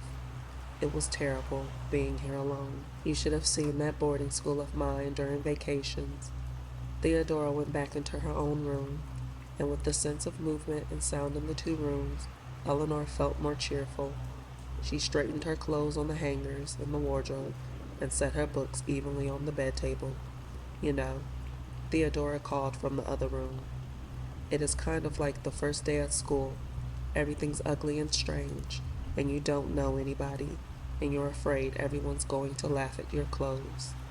Eleanor, who had opened the dresser drawer to take out a pair of slacks, stopped and laughed, and threw the slacks on the bed. Did I understand correctly, Theodora went on, that Mrs. Dudley is not going to come if we scream in the night? It was not what she agreed to. Did you meet the amiable old retainer at the gate? We had a lovely chat. He said I couldn't come in, and I said I could, and then I tried to run him down with my car, but he jumped. Look, do you think we have to sit around here in our rooms and wait? I'd like to change into something comfortable, unless we dress for dinner, do you think? I won't if you won't. I won't if you won't. They can't fight both of us. Anyway, let's get out of here and go exploring. I would very much like to get this roof off from over my head. It gets dark so early in these hills, with all the trees. Eleanor went to the window again, but there was still sunlight slanting across the lawn. It won't be really dark for nearly an hour. I want to go outside and roll on the grass. Eleanor chose a red sweater, thinking that in this room, in this house, the red of the sweater and the red of the sandals bought to match, they would almost certainly be utterly at war with each other, although they had been close enough yesterday in the city. Serves me right anyway, she thought, for wanting to wear such things. I never did before, but she looked oddly well. It seemed to her as she stood by the long mirror on the wardrobe door, almost comfortable. Do you have any idea who else is coming? She asked, or when? Dr. Montague, Theodora said. I thought he'd be here before anyone else. Have you known Dr. Montague long? Never met him, Theodora said. Have you? Never. You almost ready? All ready. Theodora came through the bathroom door into Eleanor's room. She is lovely, Eleanor thought, turning to look. I wish I were lovely. Theodora was wearing a vivid yellow shirt, and Eleanor laughed and said, You bring more light into this room than the window. Theodora came over and regarded herself approvingly in Eleanor's mirror. I feel, she said, that in this dreary place it is our duty to look as bright as possible. I approve of your red sweater. The two of us will be visible from one end of Hill House to the other. Still looking into the mirror, she asked, I suppose Dr. Montague wrote to you? Yes, Eleanor was embarrassed. I didn't know at first whether it was a joke or not, but my brother-in-law checked up on him. You know, Theodora said slowly, up until the last minute, when I got to the gates, I guess I never really thought there would be a Hill House. You don't go around expecting things like this to happen, but some of us go around hoping, Eleanor said. Theodora laughed and swung around before the mirror and caught Eleanor's hand. Fellow babe in the woods, she said. Let's go exploring. We can't go far away from the house. I promise not to go one step further than you say. Do you think we have to check in and out with Mrs. Dudley? She probably watches every move we make anyway. It's probably part of what she agreed to. Agreed to with whom, I wonder? Count Dracula? You think he lives in Hill House? I think he spends all his weekends here. I swear I saw bats in the woodwork downstairs. Follow, follow. They ran downstairs, moving with color and life against the dark woodwork and the clouded light of the stairs, their feet clattering, and Mrs. Dudley stood below and watched them in silence. We're going exploring, Mrs. Dudley, Theodora said lightly. We'll be outside somewhere. But we'll be back soon, Eleanor added. I set dinner on the sideboard at 6 o'clock, Mrs. Dudley explained. Eleanor, tugging, got the great front door open. It was just as heavy as it looked, and she thought, we will really have to find some easier way to get back in. Leave this open, she said over her shoulder to Theodora. It's terribly heavy. Get one of those big vases and prop it open. Theodora wheeled one of the big stone vases from the corner of the hall, and they stood it in the doorway and rested the door against it. The faded sunlight outside was bright after the darkness of the house, and the air was fresh and sweet. Behind them, Mrs. Dudley moved the vase again, and the big door slammed shut. Lovable old thing, Theodora said to the closed door. For a moment her face was thin with anger, and Eleanor thought, I hope she never looks at me like that, and was surprised, remembering that she was always shy with strangers, awkward and timid, and yet had come in no more than half an hour to think of Theodora as close and vital, someone whose anger would be frightening. I think, Eleanor said hesitantly, and relaxed, because when she spoke, Theodora turned and smiled again. I think that during the daylight hours, when Mrs. Dudley is around, I shall find myself some absorbing occupation, far, far from the house. Rolling the tennis courts, perhaps, or tending the grapes in the hothouse. Perhaps you could help Dudley with the gates, or look for nameless graves in the nettle patch. They were standing by the rail of the veranda. From there they could see down the drive to the point where it turned among the trees again, and down over the soft curve of the hills to the distant small lawn, which might have been the main highway, the road back to the cities from which they had come. Except for the wires which ran to the house from a spot among the trees, there was no evidence that Hill House belonged in any way to the rest of the world. Eleanor turned and followed the veranda. It went, apparently, all around the house. Oh, look, she said, turning the corner. Behind the house, the hills were piled in great pressing masses, flooded with summer green now, rich and still. It's why they called it Hill House, Eleanor said inadequately. It's altogether Victorian, Theodora said. They simply wallowed in this kind of great billowing, overdone sort of thing, and buried themselves in folds of velvet and tassels and purple plush. Anyone before them or after would have put this house right up there on top of those hills where it belonged, instead of snuggling it down here. If it were on top of the hill, everyone could see it. I vote for keeping it well hidden where it is. All the time I'm here, I'm going to be terrified, Theodora said, thinking one of those hills will fall on us. They don't fall on you, they just slide down, silently and secretly, rolling over you while you try to run away. Thank you, Theodora said in a small voice. What Mrs. Dudley has started, you have completed nicely. I shall pack and go home at once. Believing her for a minute, Eleanor turned and stared, and then saw the amusement on her face and thought, she's much braver than I am. Unexpectedly, although it was later to become a familiar note, a recognizable attribute of what was to mean Theodora in Eleanor's mind, Theodora caught at Eleanor's thought and answered her. Don't be so afraid all the time, she said, and reached out to touch Eleanor's cheek with one finger. We never know where our courage is coming from. Then quickly she ran down the steps and out onto the lawn between the tall group trees. Hurry, she called back. I want to see if there's a brook somewhere. We can't go too far, Eleanor said, following. Like two children, they ran across the grass, both welcoming the sudden openness of clear spaces. After even a little time in the hill house, their feet grateful for the grass after the solid floors. With an instinct almost animal, they followed the sound and smell of water. Over here, Theodora said, a little path. It led them tantalizingly closer to the sound of the water, doubling back and forth through the trees, giving them occasional glimpses down the hill to the driveway, leading them around out of sight of the house, across a rocky meadow, and always downhill. As they came away from the house and out of the trees to places where the sunlight could still find them, Eleanor was easier. Although she could see that the sun was dropping disturbingly closer to the heaped hills, she called to Theodora, but Theodora only called back, follow, follow, and ran down the path. Suddenly, she stopped, breathless and tottering on the very edge of the brook, which had leaped up before her, almost without warning. Eleanor, coming more slowly behind, caught at her hand and held her back, and then laughing, they fell together against the bank, which sloped sharply down to the brook. They like to surprise you around here, Theodora said, gasping. Serve you right if you went diving in, Eleanor said, running like that. It's pretty, isn't it? The water of the brook moved quickly in lighted ripples. On the other side, the grass grew down to the edge of the water, and yellow and blue flowers leaned their heads over. There was a rounded soft hill there, and perhaps more meadow beyond, and far away, the great hills, still catching the light of the sun.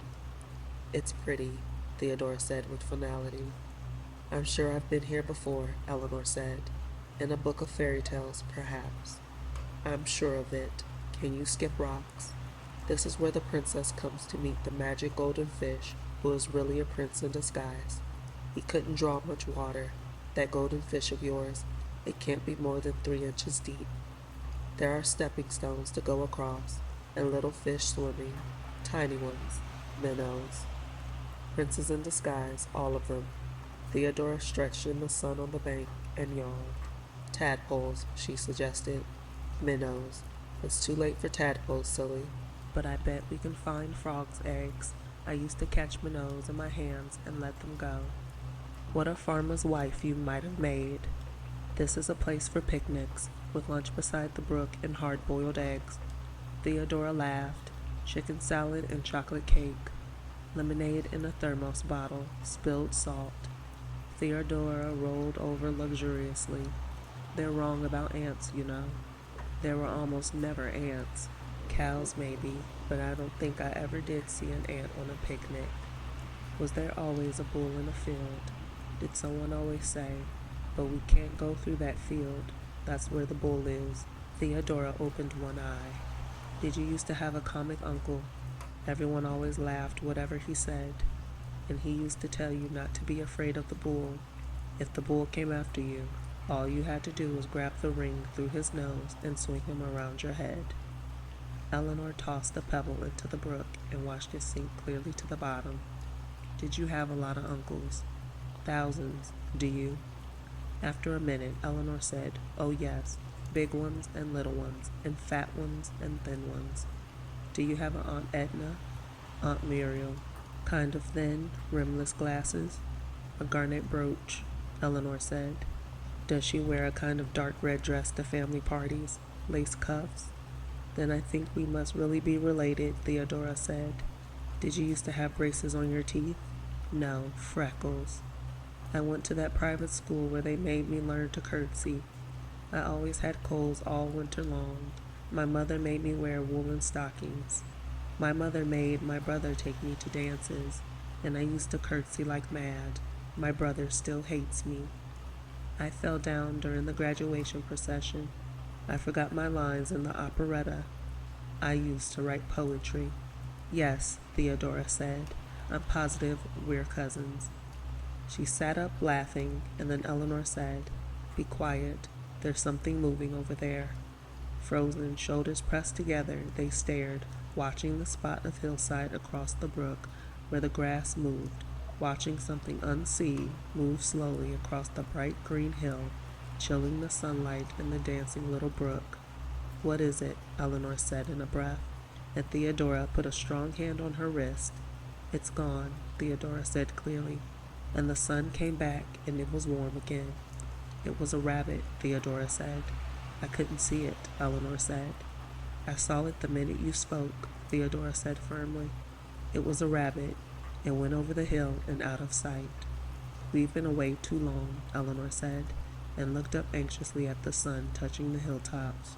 She got up quickly and found that her legs were stiff from kneeling on the damp grass. "Imagine two splendid old picnic-going girls like us," Theodora said, "afraid of a rabbit." Eleanor leaned down and held out a hand to help her up.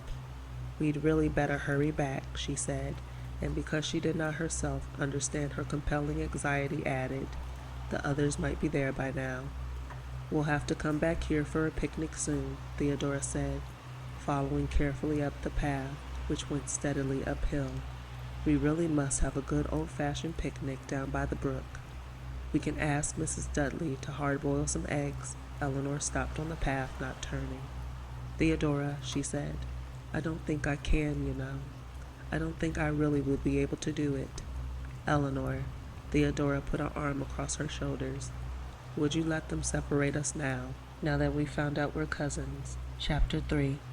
The sun went down smoothly behind the hills, slipping almost eagerly, at last, into the pillowy masses. There were already long shadows on the lawn as Eleanor and Theodora came up the path toward the side veranda of Hill House, blessedly hiding its mad face in the growing darkness. "There's someone waiting there," Eleanor said, walking more quickly, and so saw Luke for the first time. Journey's end and lover's meeting, she thought, and could only say inadequately, "Are you looking for us?" He had come to the veranda rail, looking down at them in the dusk, and now he bowed with a deep welcoming gesture. "These being dead," he said, "then dead must I be. Ladies, if you are the ghostly inhabitants of Hill House, I am here forever." "He's really kind of silly," Eleanor thought sternly, and Theodora said, "Sorry, we weren't here to meet you. We've been exploring." A sour old beldam with a face of curds welcomed us. "Thank you," he said. "Howdy-do," she told me. "I hope I see you alive when I come back in the morning and your dinner's on the sideboard." Saying which, she departed in a late-model convertible with first and second murderers. "Mrs. Dudley," Theodora said. "First murderer must be Dudley at the gate. I suppose the other was Count Dracula, a wholesome family." "Since we are listing our cast of characters," he said, "my name is Luke Sanderson." Eleanor was startled into speaking. "Then you're one of the family, the people who own Hill House, not one of Dr. Montague's guests." "I am one of the family. Someday the stately pile will belong to me. Until then, however, I am here as one of Dr. Montague's guests." Theodora giggled. "We," she said, "are Eleanor and Theodora, two little girls who were planning a picnic down by the brook and got scared home by a rabbit." "I go in mortal terror of rabbits," Luke agreed politely. "May I come if I carry the picnic basket? You may bring your ukulele and strum to us while we eat chicken sandwiches. Is Dr. Montague here?" "He's inside," Luke said, gloating over his haunted house. They were silent for a minute, wanting to move closer together, and then Theodora said thinly, "It doesn't sound so funny, does it? Now it's getting dark.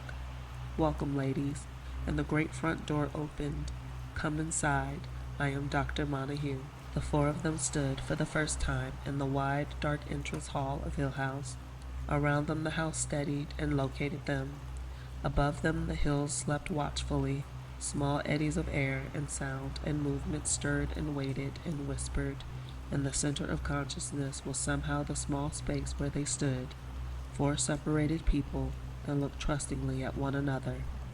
"I am very happy that everyone arrived safely and on time," Dr. Montague said. "Welcome, all of you. Welcome to Hill House. Although perhaps that sentiment ought to come more properly from you, my boy. In any case, welcome, welcome. Luke, my boy, can you make a martini?"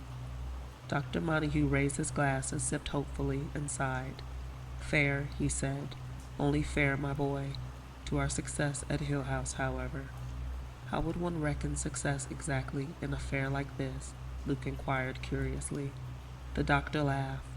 Put it then, he said, that I hope that all of us will have an exciting visit, and my book will rock my colleagues back on their heels.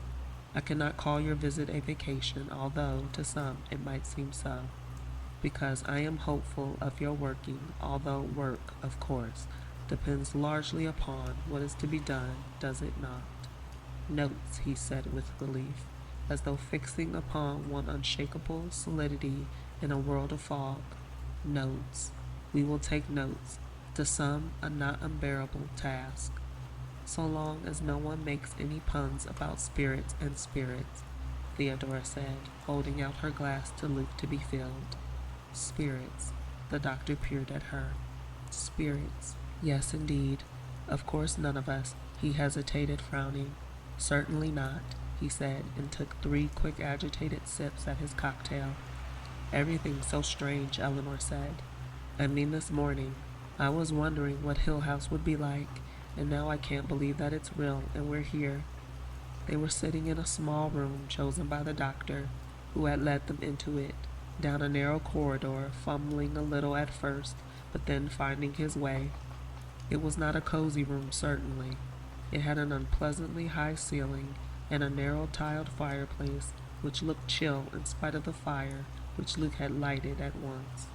The chairs in which they sat were rounded and slippery, and the light coming through the color-beaded shades of the lamps sent shadows into the corners. The overwhelming sense of the room was purple. Beneath their feet the carpeting glowed in dim convoluted patterns, the walls were papered and gilt, and a marble cupid beamed fatuously down at them from the mantel.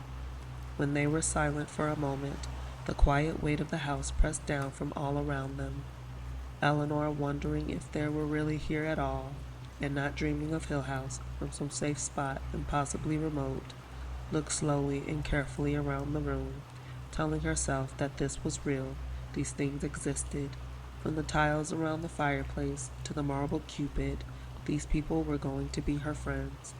The doctor was round and rosy and bearded, and looked as though he might be more suitably established before a fire in a pleasant little sitting, with a cat on his knee and a rosy little wife to bring him jellied scones, and yet he was undeniably the Dr. Montague who had guided Eleanor here, a little man both knowledgeable and stubborn. Across the fire from the doctor was Theodora, who had gone unerringly to the most nearly comfortable chair, had wriggled herself into somehow with her legs over the arm and her head tucked in against the back. She was like a cat, Eleanor thought, and clearly a cat waiting for its dinner. Luke was not still for a minute, but moved back and forth across the shadows, filling glasses, stirring the fire, touching the marble cupid. He was bright in the firelight and restless. They were all silent, looking into the fire, lazy after their several journeys, and Eleanor thought, I am the 4th person in this room. I am one of them. I belong. Since we're all here, Luke said suddenly, as though there had been no pause in the conversation, shouldn't we get acquainted? We know only names so far. I know that it is Eleanor here, who is wearing a red sweater, and consequently it must be Theodora who wears yellow. Dr. Montague has a beard, Theodora said, so you must be Luke. And you are Theodora, Eleanor said, because I am Eleanor. And Eleanor, she told herself triumphantly, who belongs, who is talking easily, who is sitting by the fire with her friends. Therefore you are wearing the red sweater, Theodora explained to her soberly. I have no beard, Luke said, so he must be Dr. Montague. I have a beard, Dr. Montague said, pleased, and looked around at them with a happy beam. My wife, he told them, likes a man to wear a beard. Many women, on the other hand, find a beard distasteful. A clean-shaven man, you'll excuse me, my boy never looks fully dressed, my wife tells me. He held out his glass to Luke. Now that I know which of us is me, Luke said, let me identify myself further. I am in private life, assuming that this is public life, and the rest of the world is actually private. Let me see. A bullfighter. Yes, a bullfighter. I love my love with a B, Eleanor said in spite of herself. Because he is bearded. Very true, Luke nodded at her. That makes me Dr. Montague. I live in Bangkok, and my hobby is bothering women. Not at all, Dr. Montague protested, amused. I live in Belmont. Theodora laughed and gave Luke that quick, understanding glance she had earlier given Eleanor. Eleanor, watching, thought wryly that it might sometimes be oppressive to be for long around one so immediately in tune, so perceptive as Theodora. I am by profession an artist model, Eleanor said quickly, to silence her own thoughts. I live a mad, abandoned life, draped in a shawl and going from garret to garret. Are you heartless and wanton? Luke asked, or are you one of the fragile creatures who will fall in love with the Lord's Son and pine away? Losing all your beauty and coughing a good deal, Theodora added. I rather think I have a heart of gold, Eleanor said reflectively. At any rate, my affairs are the talk of the cafes. Dear me, she thought, dear me. Alas, Theodora said, I am a lord's daughter. Ordinarily, I go clad in silk and lace and cloth of gold. But I have borrowed my maid's finery to appear among you. I may, of course, become so enamored of the common life that I will never go back, and the poor girl will have to get herself new clothes. And you, Dr. Montague? He smiled in the firelight. A pilgrim, a wanderer. Truly a congenial little group, Luke said approvingly. Destined to be inseparable friends, in fact. A courtesan, a pilgrim, a princess, and a bullfighter. Hill House has surely never seen our like. I will give the honor to Hill House, Theodora said. I have never seen it like. She rose, carrying her glass, and went to examine a bowl of glass flowers. What do they call this room, do you suppose? A parlor, perhaps, Dr. Montague said. Perhaps a boudoir. I thought we would be more comfortable in here than in one of the other rooms. As a matter of fact, I think we ought to regard this room as our center of operations, a kind of common room. It may not be cheerful. Of course it's cheerful, Theodora said staunchly. There is nothing more exhilarating than maroon upholstery and oak paneling. And what is that in the corner there? A seat and chair. Tomorrow you will see the other rooms, the doctor told her. If we are going to have this for a rumpus room, Luke said, I propose we move in something to sit on. I cannot perch for long on anything here. I skid, he said confidently to Eleanor. Tomorrow, the doctor said. Tomorrow, as a matter of fact, we will explore the entire house and arrange things to please ourselves. And now, if you have all finished, I suggest that we determine what Mrs. Dudley has done about our dinner. Theodora moved at once and then stopped, bewildered. Someone is going to have to lead me, she said. I can't possibly tell where the dining room is. She pointed. That door leads to the long passage and then into the front hall, she said. The doctor chuckled. Wrong, my dear. That door leads to the conservatory. He rose to lead the way. I have studied a map of the house, he said complacently, and I believe that we have only to go through the door here, down the passage, into the front hall, and across the hall, and through the billiard room to find the dining room. Not hard, he said, once you get into practice. Why did they mix themselves up so? Theodora asked. Why so many little odd rooms? Maybe they like to hide from each other, Luke said. I can't understand why they want everything so dark, Theodora said. She and Eleanor were following Dr. Montague down the passage, and Luke came behind, lingering to look into the drawer of a narrow table and wondering aloud to himself at the valance of cupid heads and ribbon bunches which topped the paneling in the dark hall. Some of these rooms are entirely inside rooms, the doctor said from ahead of them. No windows, no access to the doors at all. However, a series of enclosed rooms is not altogether surprising in a home of this period, particularly when you recall that the windows they did have were heavily shrouded with hangings and draperies within and shrubbery without. Ah, he opened the passage door and led them into the front hall. Now, he said, considering the doorways opposite, two smaller doors flanking the great central double door. Now, he said, and selected the nearest. The house does have its little oddities, he continued, holding the door so that they may pass through into the dark room beyond. Luke, come and hold this open so I can find the dining room. Moving cautiously, he crossed the dark room and opened a door, and they followed him into the pleasanted room they had seen so far. More pleasant, certainly, because of the lights and the sight and smell of food. I congratulate myself, he said, rubbing his hands happily. I have led you to civilization through the uncharted wastes of Hill House. We ought to make a practice of leaving every door wide open. Theodora glanced nervously over her shoulder. I hate this wandering around in the dark. You'd have to prop them open with something then, Eleanor said. Every door in this house swings shut when you let go of it. Tomorrow, Dr. Montague said, I will make a note. Door stops. He moved happily toward the sideboard, where Mrs. Dudley had set a warming oven and an impressive row of covered dishes. The table was set for four, with a lavish display of candles and damask and heavy silver. No stinting, I see, Luke said, taking up a fork with a gesture which would have confirmed his aunt's worst suspicions. We get the company silver. I think Mrs. Dudley is proud of the house, Eleanor said. She doesn't intend to give us a poor table at any rate, the doctor said, peering into the warming oven. This is an excellent arrangement, I think. It gets Mrs. Dudley well away from here before dark and enables us to have our dinners without her uninviting company. Perhaps, Luke said, regarding the plate which he was filling generously. Perhaps I did good, Mrs. Dudley. Why must I continue to think of her perversely as good Mrs. Dudley? Perhaps I really did her an injustice. She said she hoped to find me alive in the morning, and our dinner was in the oven. Now I suspect that she intended me to die of gluttony. What keeps her here? Eleanor asked Dr. Montague. Why do she and her husband stay on, alone in this house?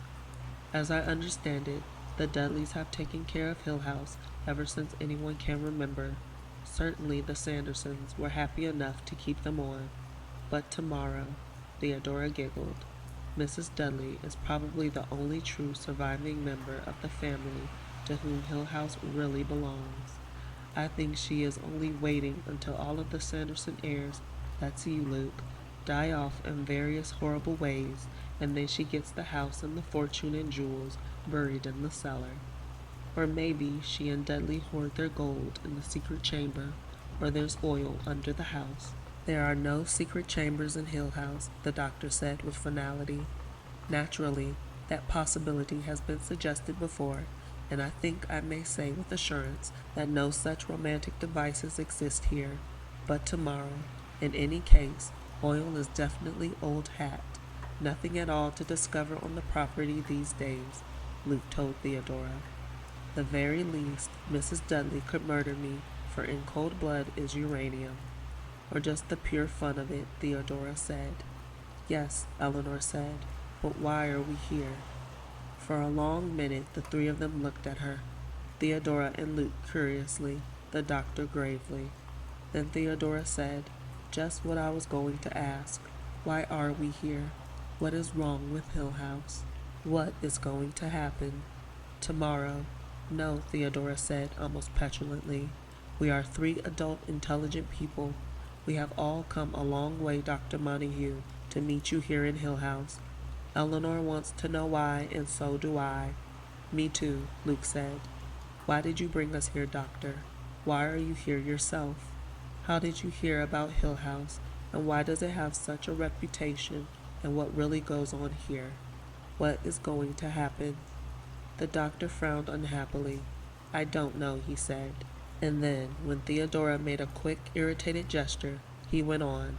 I know very little more about the house than you do, and naturally, I intended to tell you everything I do know.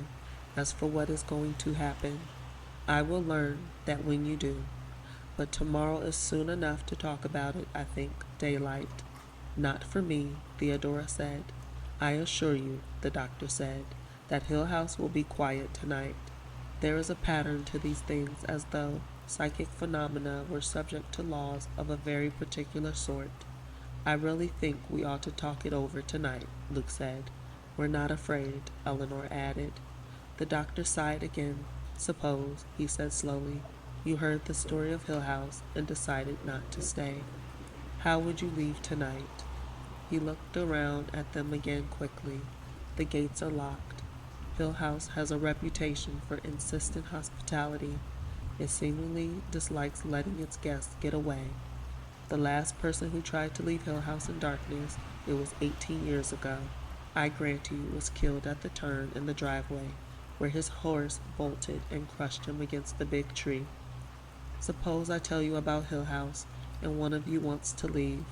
Tomorrow, at least, we could see that you got safely to the village. But we're not going to run away, Theodora said. I'm not, and Eleanor isn't, and Luke isn't. Stoutly upon the ramparts, Luke agreed. You are a mutinous group of assistants. After dinner, then, we will retire to our little boudoir for coffee and a little of the good brandy Luke has in his suitcase, and I will tell you all I know about Hill House.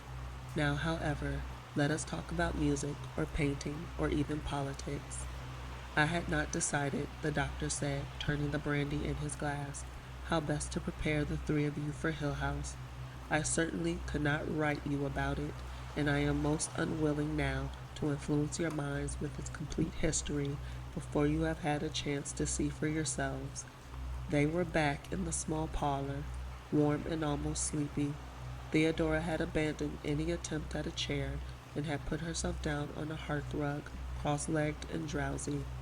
Eleanor, wanting to sit on the hearthrug beside her, had not thought of it in time and had condemned herself to one of the slippery chairs, unwilling now to attract attention by moving and getting herself awkwardly down onto the floor. Mrs. Dudley's good dinner and an hour's quiet conversation had evaporated the faint air of unreality and constraint. They had begun to know one another, recognize individual voices and mannerisms, faces and laughter. Eleanor thought with a little shock of surprise that she had been in Hill House only for 4 or 5 hours, and smiled a little at the fire. She could feel the thin stem of her glass between her fingers, the stiff pressure of the chair against her back, the faint movements of air through the room, which were barely perceptible in small stirrings of tassels and beads. Darkness lay in the corners, and the marble Cupid smiled down on them with chubby good humor. What a time for a ghost story, Theodora said. If you please, the doctor was stiff.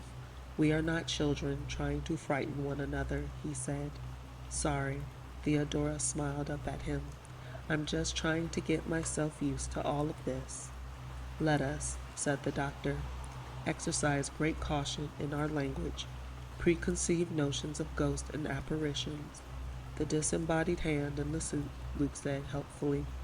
My dear boy, if you please.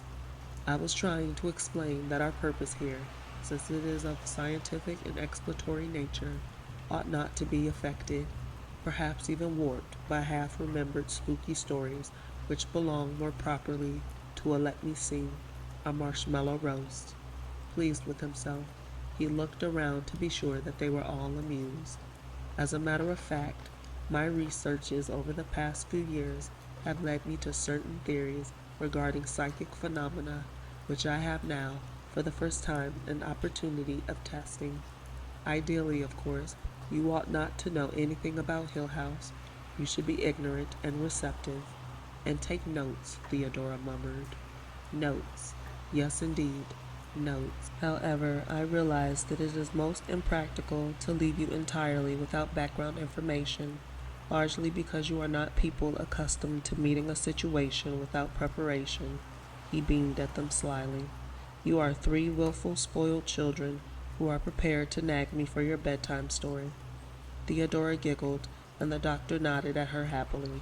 He rose and moved to stand by the fire in an unmistakable classroom pose.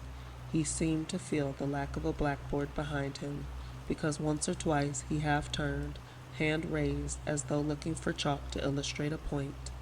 "Now," he said, "we will take up the history of Hill House." I wish I had a notebook and a pen, Eleanor thought, just to make him feel at home. She glanced at Theodora and Luke and found both their faces fallen instinctively into a completely rapt classroom look. High earnestness, she thought.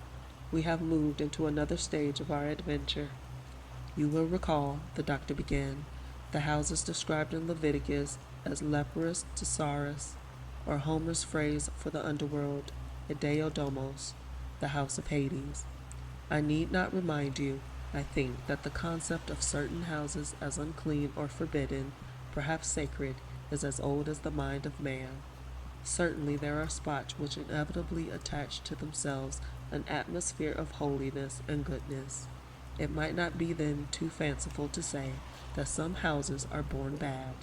Hill House, whatever the case, has been unfit for human habitation for upwards of 20 years. What it was like before then, whether its personality was molded by the people who lived here, or the things they did, or whether it was evil from its start, are all questions I cannot answer. Naturally, I hope that we will all know a good deal more about Hill House before we leave.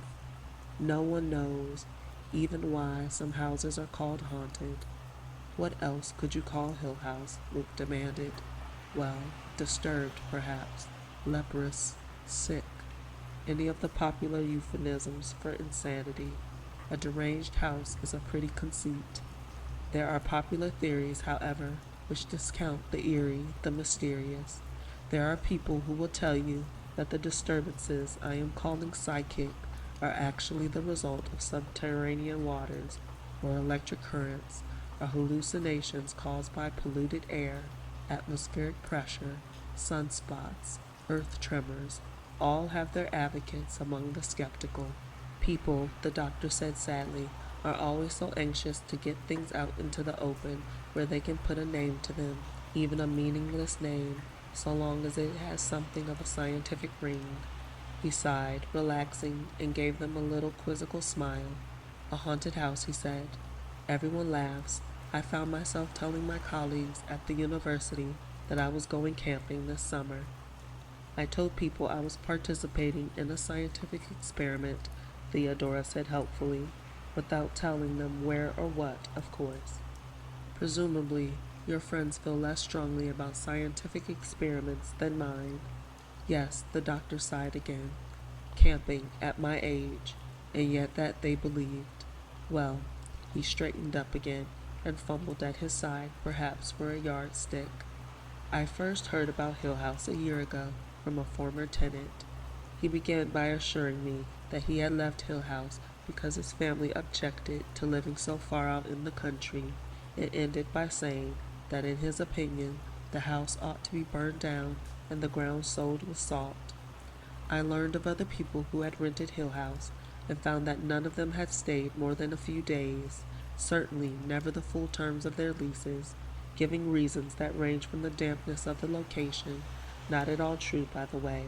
The house was very dry, to a pressing need to move elsewhere, for business reasons. That is, every tenant who has left Hill House hastily has made an effort to supply a rational reason for leaving, and yet every one of them has left. I tried, of course, to learn more of these former tenants, and yet in no case could I persuade them to discuss the house.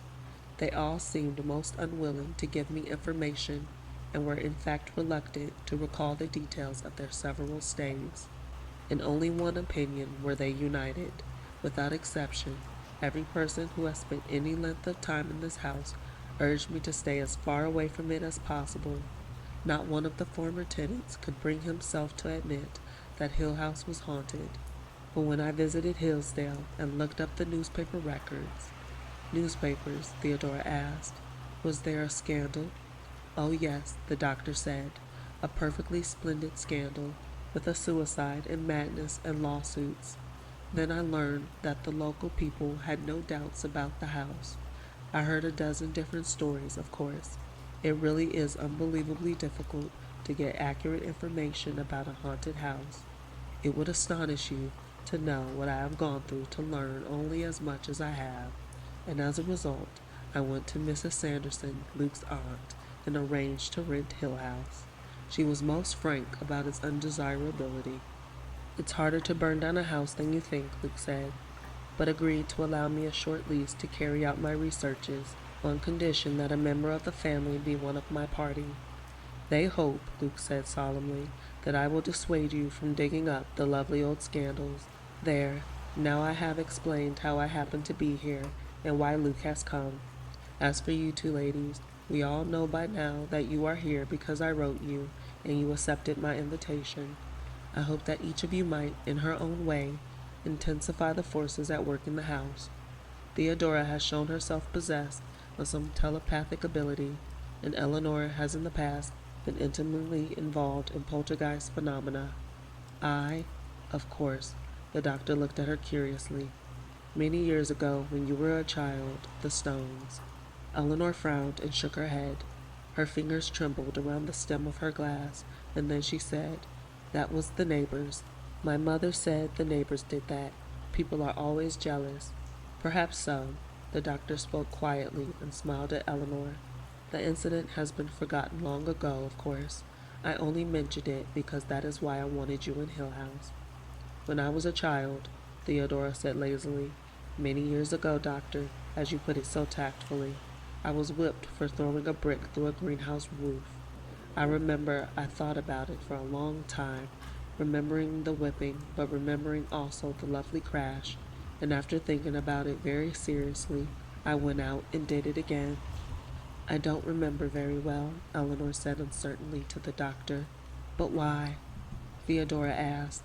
"I mean, I can accept that Hill House is supposed to be haunted, and you want us here, Dr. Montague, to help keep track of what happens, and I bet besides that you wouldn't at all like being here alone. But I just don't understand. It's a horrible old house, and if I rented it, I'd scream for my money back after one fast look at the front hall. But what's here? What really frightens people so?" "I will not put a name to what has no name," the doctor said. "I don't know." "They never even told me what was going on," Eleanor said urgently to the doctor. "My mother said it was the neighbors. They were always against us because she wouldn't mix with them. My mother—" Luke interrupted her slowly and deliberately. "I think," he said, "that's what we all want is facts, something we can understand and put together. First," the doctor said, "I am going to ask you all a question. Do you want to leave? Do you advise that we pack up now and leave Hill House to itself and never have anything more to do with it?" He looked at Eleanor, and Eleanor put her hands together tight. It is another chance to get away, she was thinking, and she said no, and glanced with embarrassment at Theodora. "I was kind of a baby this afternoon," she explained. "I did let myself get frightened." "She's not telling all the truth," Theodora said loyally. "She wasn't any more frightened than I was. We scared each other to death over a rabbit." "Horrible creatures, rabbits," Luke said. The doctor laughed. "I suppose we were all nervous this afternoon anyway. It is a rude shock to turn that corner and get a clear look at Hill House." "I thought he was going to send the car into a tree," Luke said. "I am really very brave now, in a warm room with a fire and company," Theodora said. "I don't think we could leave now if we wanted to." Eleanor had spoken before she realized clearly what she was going to say or what it was going to sound like to the others. She saw that they were staring at her and laughed and added lamely, "Mrs. Dudley would never forgive us." She wondered if they really believed that that was what she had meant to say, and thought, perhaps it has us now. This house, perhaps it will not let us go. "Let us have a little more brandy," the doctor said, "and I will tell you the story of Hill House." He returned to his classroom position before the fireplace and began slowly, as one giving an account of kings long dead and wars long done with. His voice was carefully unemotional. "Hill House was built 80-odd years ago," he began. "It was built as a home for his family by a man named Hugh Crane, a country home where he had hoped to see his children and grandchildren live in comfortable luxury, and where he fully expected to end his days in quiet. Unfortunately, Hill House was a sad house, almost from the beginning. Hugh Crane's young wife died minutes before she first was set eyes on the house, when the carriage bringing her here overturned in the driveway, and the lady was brought, lifeless, I believe is the phrase they used, into the home her husband had built for her. He was a sad and bitter man, Hugh Crane, left with 2 small daughters to bring up, but he did not leave Hill House. Children grew up here? Eleanor asked incredulously. The doctor smiled. The house is dry, as I said. There were no swamps to bring them fevers. The country air was thought to be beneficial to them, and the house itself was regarded as luxurious. I have no doubt that 2 small children could play here, lonely perhaps, but not unhappy. I hope they went wading in the brook, Theodora said. She stared deeply into the fire. Poor little things. I hope someone let them run in that meadow and pick wild flowers. Their father married again, the doctor went on. Twice more, as a matter of fact. He seems to have been unlucky in his wives. The second Mrs. Crane died of a fall, although I have been unable to ascertain how or why. Her death seems to have been as tragically unexpected as her predecessors. The third Mrs. Crane died of what they used to call consumption, somewhere in Europe. There is, somewhere in the library, a collection of postcards sent to the 2 little girls left behind in Hill House from their father and their stepmother, traveling from one health resort to another. The little girls were left here with their governess until their stepmother's death. After that, Hugh Crane declared his intention of closing Hill House and remaining abroad, and his daughters were sent to live with a cousin of their mother's, and there they remained until they were grown. I hope Mama's cousin was a little jollier than old Hugh, Theodora said, still staring darkly into the fire. It's not nice to think of children growing up like mushrooms in the dark. They felt differently, the doctor said. The 2 sisters spent the rest of their lives quarreling over Hill House. After all his high hopes of a dynasty centered here, Hugh Crane died somewhere in Europe shortly after his wife, and Hill House was left jointly to the 2 sisters, who must have been quite young ladies by then. The older sister had, at any rate, made her debut in society, and put up her hair, and learned to drink champagne and carry a fan. Hill House was empty for a number of years, but kept always in readiness for the family, at first in expectation of Hugh Crane's return, and then after his death, for either of the sisters who chose to live there. Somewhere during this time, it was apparently agreed between the 2 sisters that Hill House should become the property of the older. The younger sister had married. Aha, Theodora said. The younger sister married, stole her sister's beau, I've no doubt. It was said that the older sister was crossed in love, the doctor agreed, although that is said of almost any lady who prefers, for whatever reason, to live alone.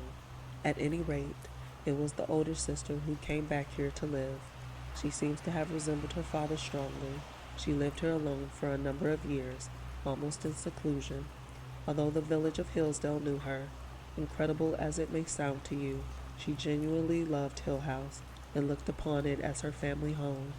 She eventually took a girl from the village to live with her, as a kind of companion. So far as I can learn, there seems to have been no strong feeling among the villagers about the house then, since old Miss Crane, as she was inevitably known, hired her servants in the village, and it was thought a fine thing for her to take the village girl as a companion. Old Miss Crane was in constant disagreement with her sister over the house, the younger sister insisting that she had given up her claim on the house in exchange for a number of fairly heirlooms, some of considerable value, which her sister then refused to give her.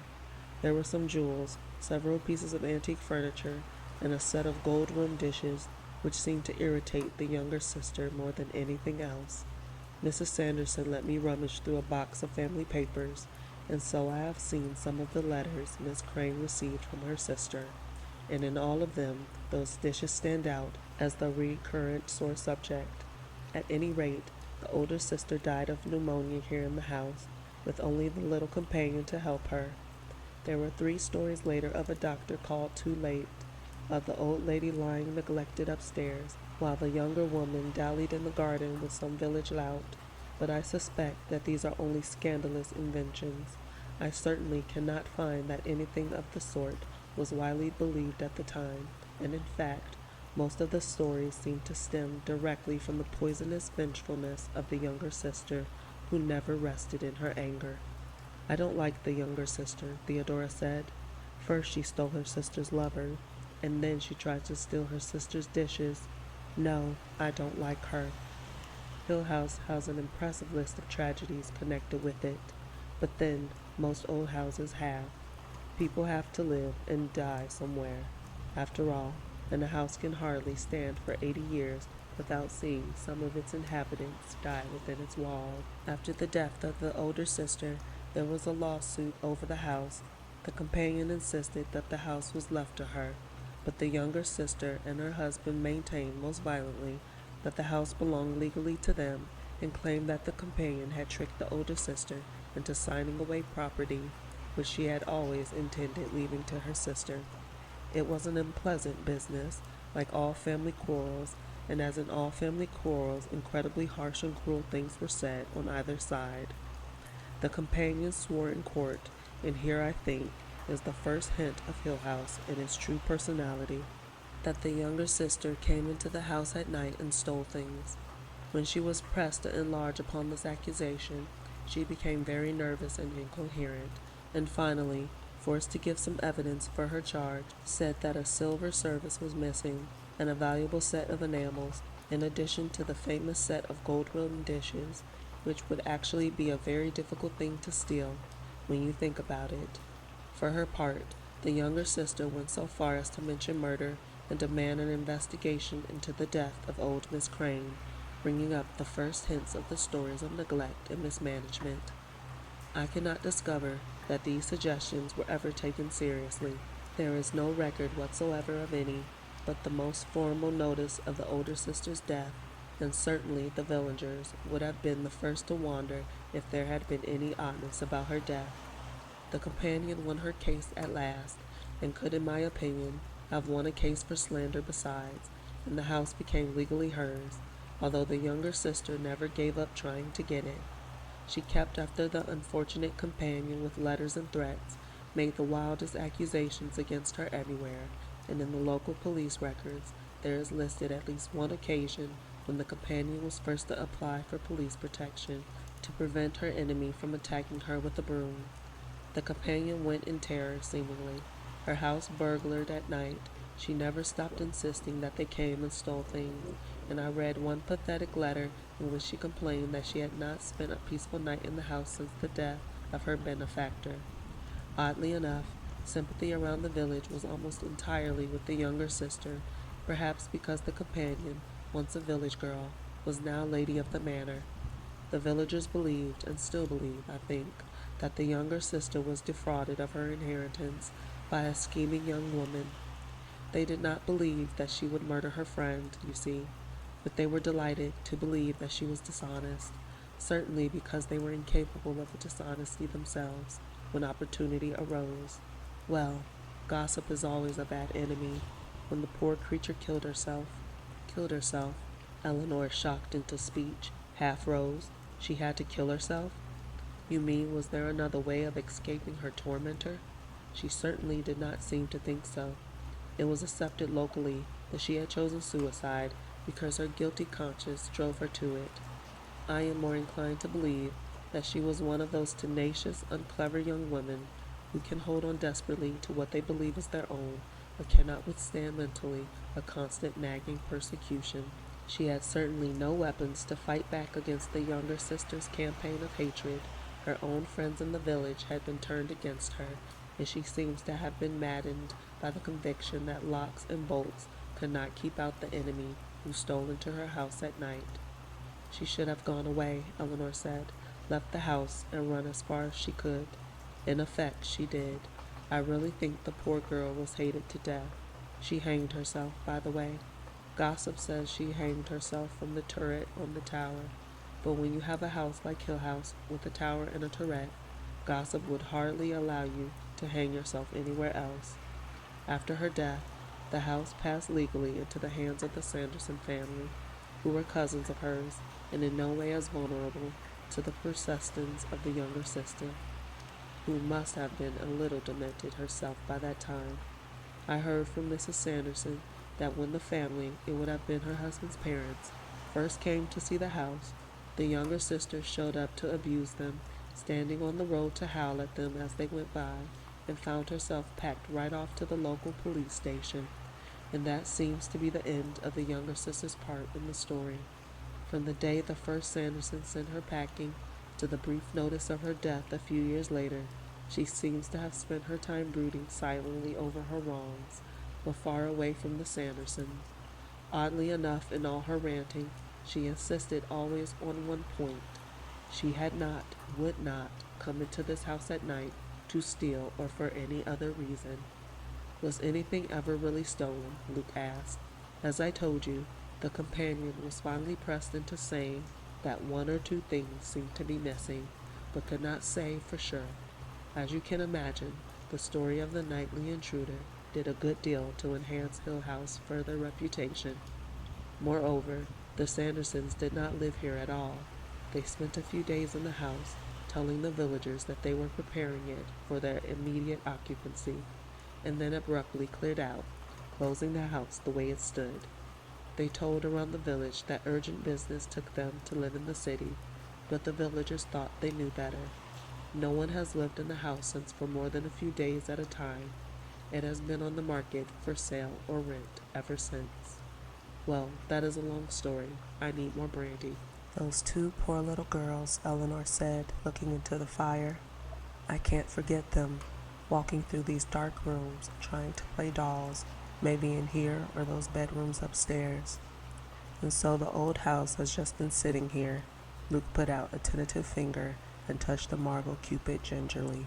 Nothing in it touched, nothing used, nothing here wanted by anyone anymore. Just sitting here thinking. And waiting, Eleanor said. And waiting, the doctor confirmed. Essentially, he went on slowly, the evil is the house itself, I think. It has enchained and destroyed its people and their lives. It is a place of contained ill will. Well, tomorrow you will see it all. The Sandersons put in electricity and plumbing and a telephone when they first thought to live here, but otherwise nothing has changed. Well, Luke said after a little silence, I'm sure we will all be very comfortable here. Eleanor found herself unexpectedly admiring her own feet. Theodora dreamed over the fire just beyond the tips of her toes, and Eleanor thought with deep satisfaction that her feet were handsome in their red sandals. What a complete and separate thing I am, she thought, going from my red toes to the top of my head, individually and I, possessed of attributes belonging only to me. I have red shoes, she thought. That goes with being Eleanor. I just like lobster and sleep on my left side and crack my knuckles when I am nervous and save buttons. I am holding a brandy glass which is mine because I am here and I am using it and I have a place in this room. I have red shoes and tomorrow I will wake up and I will still be here. I have red shoes, she said very softly, and Theodora turned and smiled up at her. I had intended, and the doctor looked around at them with bright, anxious optimism. I had intended to ask if you all played bridge. Of course, Eleanor said. I play bridge, she thought. I used to have a cat named Dancer. I can swim.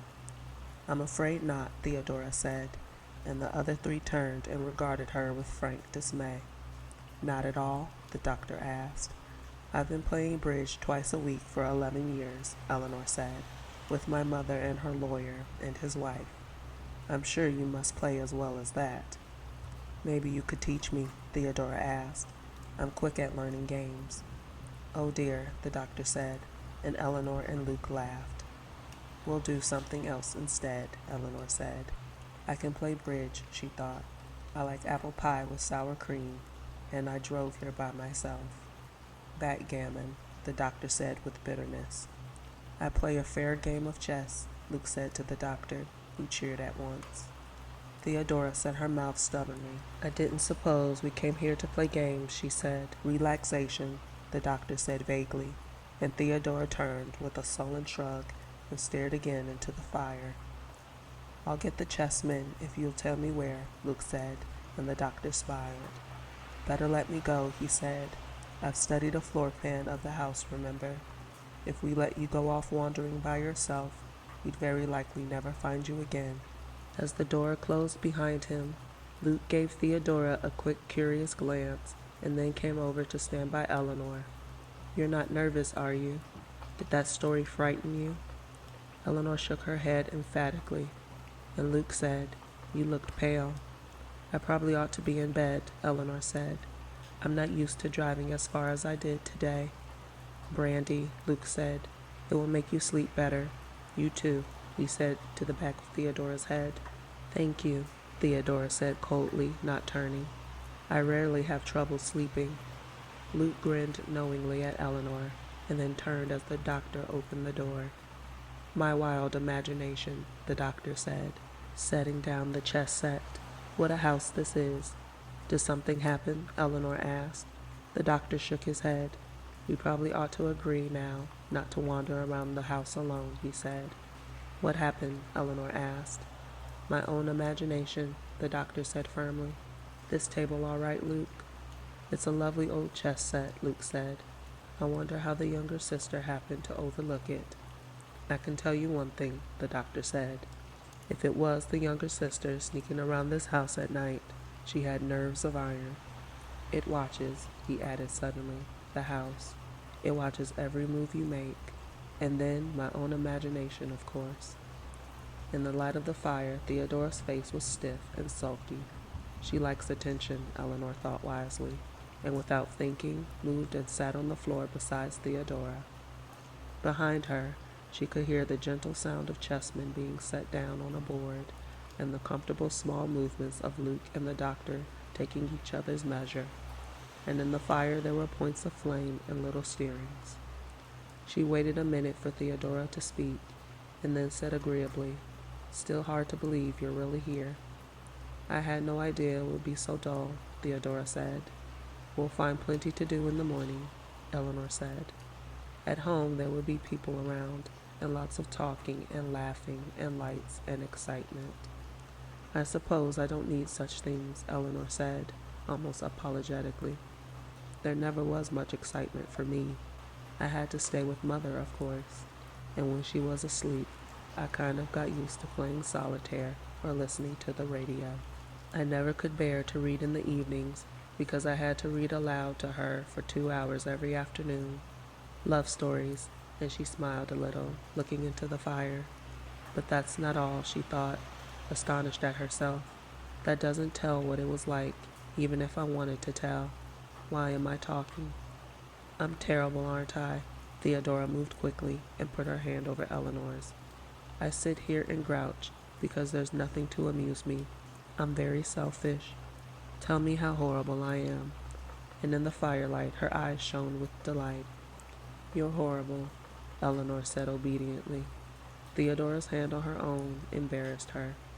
She disliked being touched, and yet a small physical gesture seemed to be Theodora's chosen way of expressing contrition, or pleasure, or sympathy. "I wonder if my fingernails are clean," Eleanor thought, and slid her hand away gently. "I am horrible," Theodora said, good-humored again. "I'm horrible and beastly, and no one can stand me. There, now tell me about yourself." "I'm horrible and beastly, and no one can stand me." Theodora laughed. "Don't make fun of me. You're sweet and pleasant, and everyone likes you very much. Luke has fallen madly in love with you, and I am jealous. Now I want to know more about you. Did you really take care of your mother for many years?" "Yes," Eleanor said. Her fingernails were dirty, and her hand was badly shaped, and people made jokes about love because sometimes it was funny. 11 years, until she died 3 months ago." "Were you sorry when she died? Should I say how sorry I am?" "No, she wasn't very happy, and neither were you." "And neither was I. But what about now? What did you do afterward when you were free at last?" "I sold the house," Eleanor said. "My sister and I each took whatever we wanted from it. Small things. There was really nothing much except little old things my mother had saved, my father's watch and some old jewelry. Not at all like the sisters of Hill House." "And you sold everything else?" "Everything.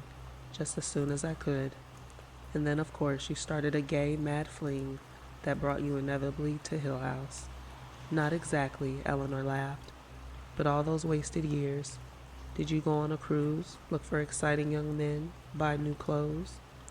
Unfortunately, Eleanor said dryly, there was not at all that much money. My sister put her shares into the bank for her little girl's education. I did buy some clothes to come to Hill House. People like answering questions about themselves, she thought. What an odd pleasure it is. I would answer anything right now.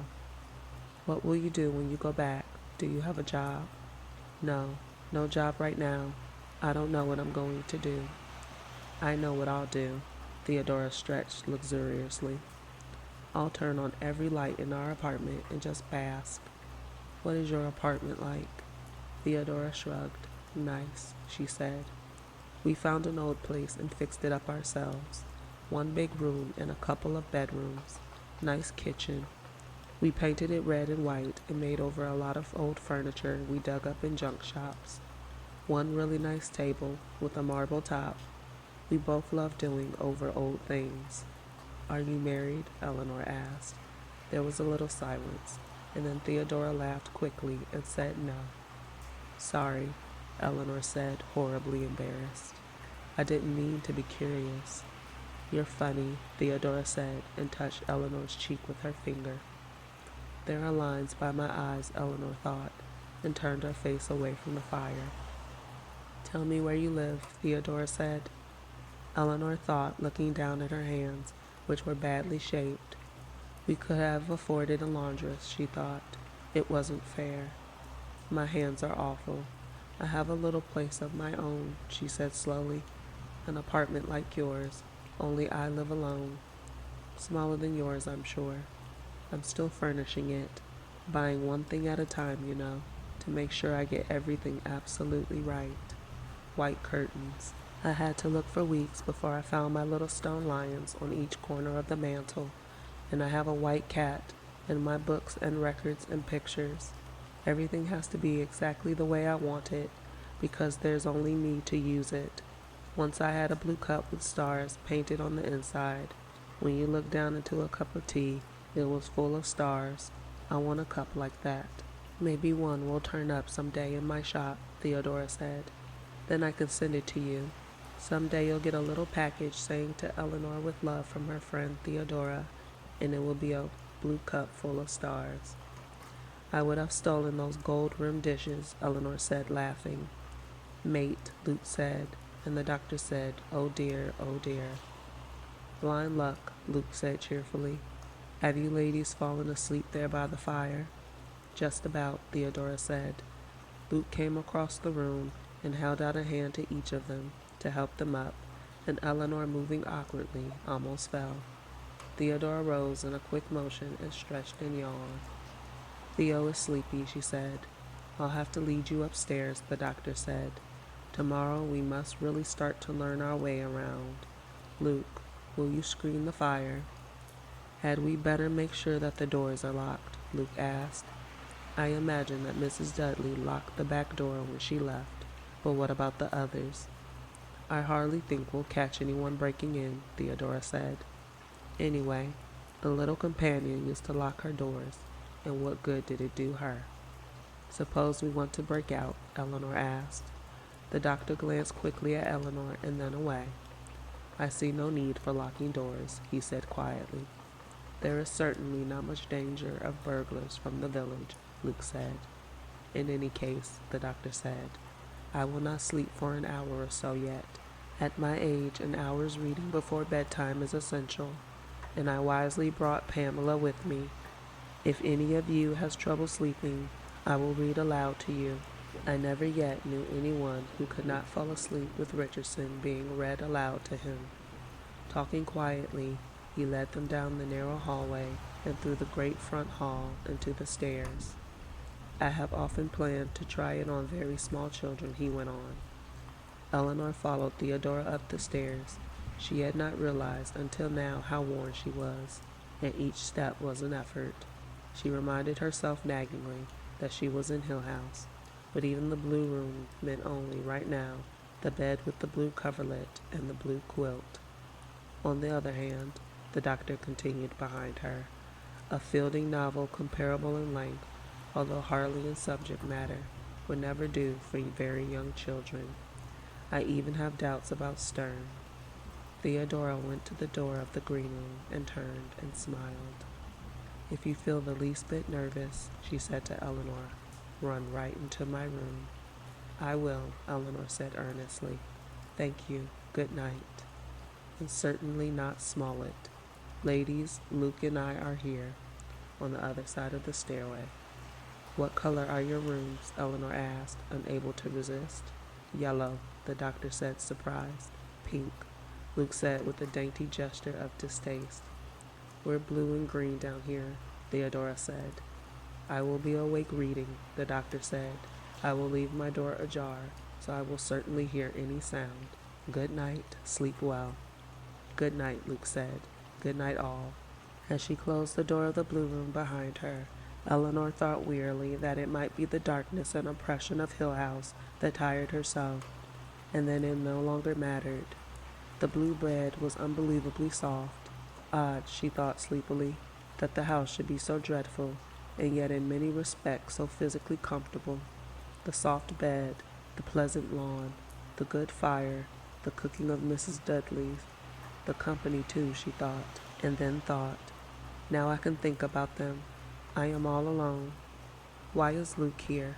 But why am I here? Journeys end and lovers meeting. They all saw that I was afraid." She shivered and sat up in bed to reach for the quilt at the foot. Then, half amused and half cold, she slipped out of bed and went, barefoot and silent, across the room to turn the key in the lock of the door. "They won't know I locked it," she thought, and went hastily to bed. With the quilt pulled up around her, she found herself looking with quick apprehension at the window, shining palely in the darkness, and then at the door. "I wish I had a sleeping pill to take," she thought, and looked again over her shoulder, compulsively at the window, and then again at the door, and thought, "Is it moving? But I locked it. Is it moving?" "I think," she decided concretely, "that I would like this better if I had the blankets over my head." Hidden deep in the bed under the blankets, she giggled and was glad none of the others could hear her. In the city, she never slept with her head under the covers. "I have come all this way today," she thought. Then she slept secure. In the next room, Theodora slept, smiling, with her light on. Further down the hall, the doctor, reading Pamela, lifted his head occasionally to listen, and once went to his door and stood for a minute, looking down the hall, before going back to his book. A nightlight shone at the top of the stairs over the pool of blackness which was the hall. Luke slept on his bedside table, a flashlight, and the lucky piece he always carried with him. Around them the house brooded, settling and stirring, with a movement that was almost like a shudder. 6 miles away, Mrs. Dudley awakened, looked at her clock, thought of Hill House, and shut her eyes quickly. Mrs. Gloria Sanderson, who owned Hill House and lived 300 miles away from it, closed her detective story, yawned, and reached up to turn off her light, wondering briefly if she had remembered to put the chain on the front door. Theodora's friend slept. So did the doctor's wife and Eleanor's sister. Far away in the trees over Hill House, an owl cried out, and toward morning a thin, fine rain began misty and dull.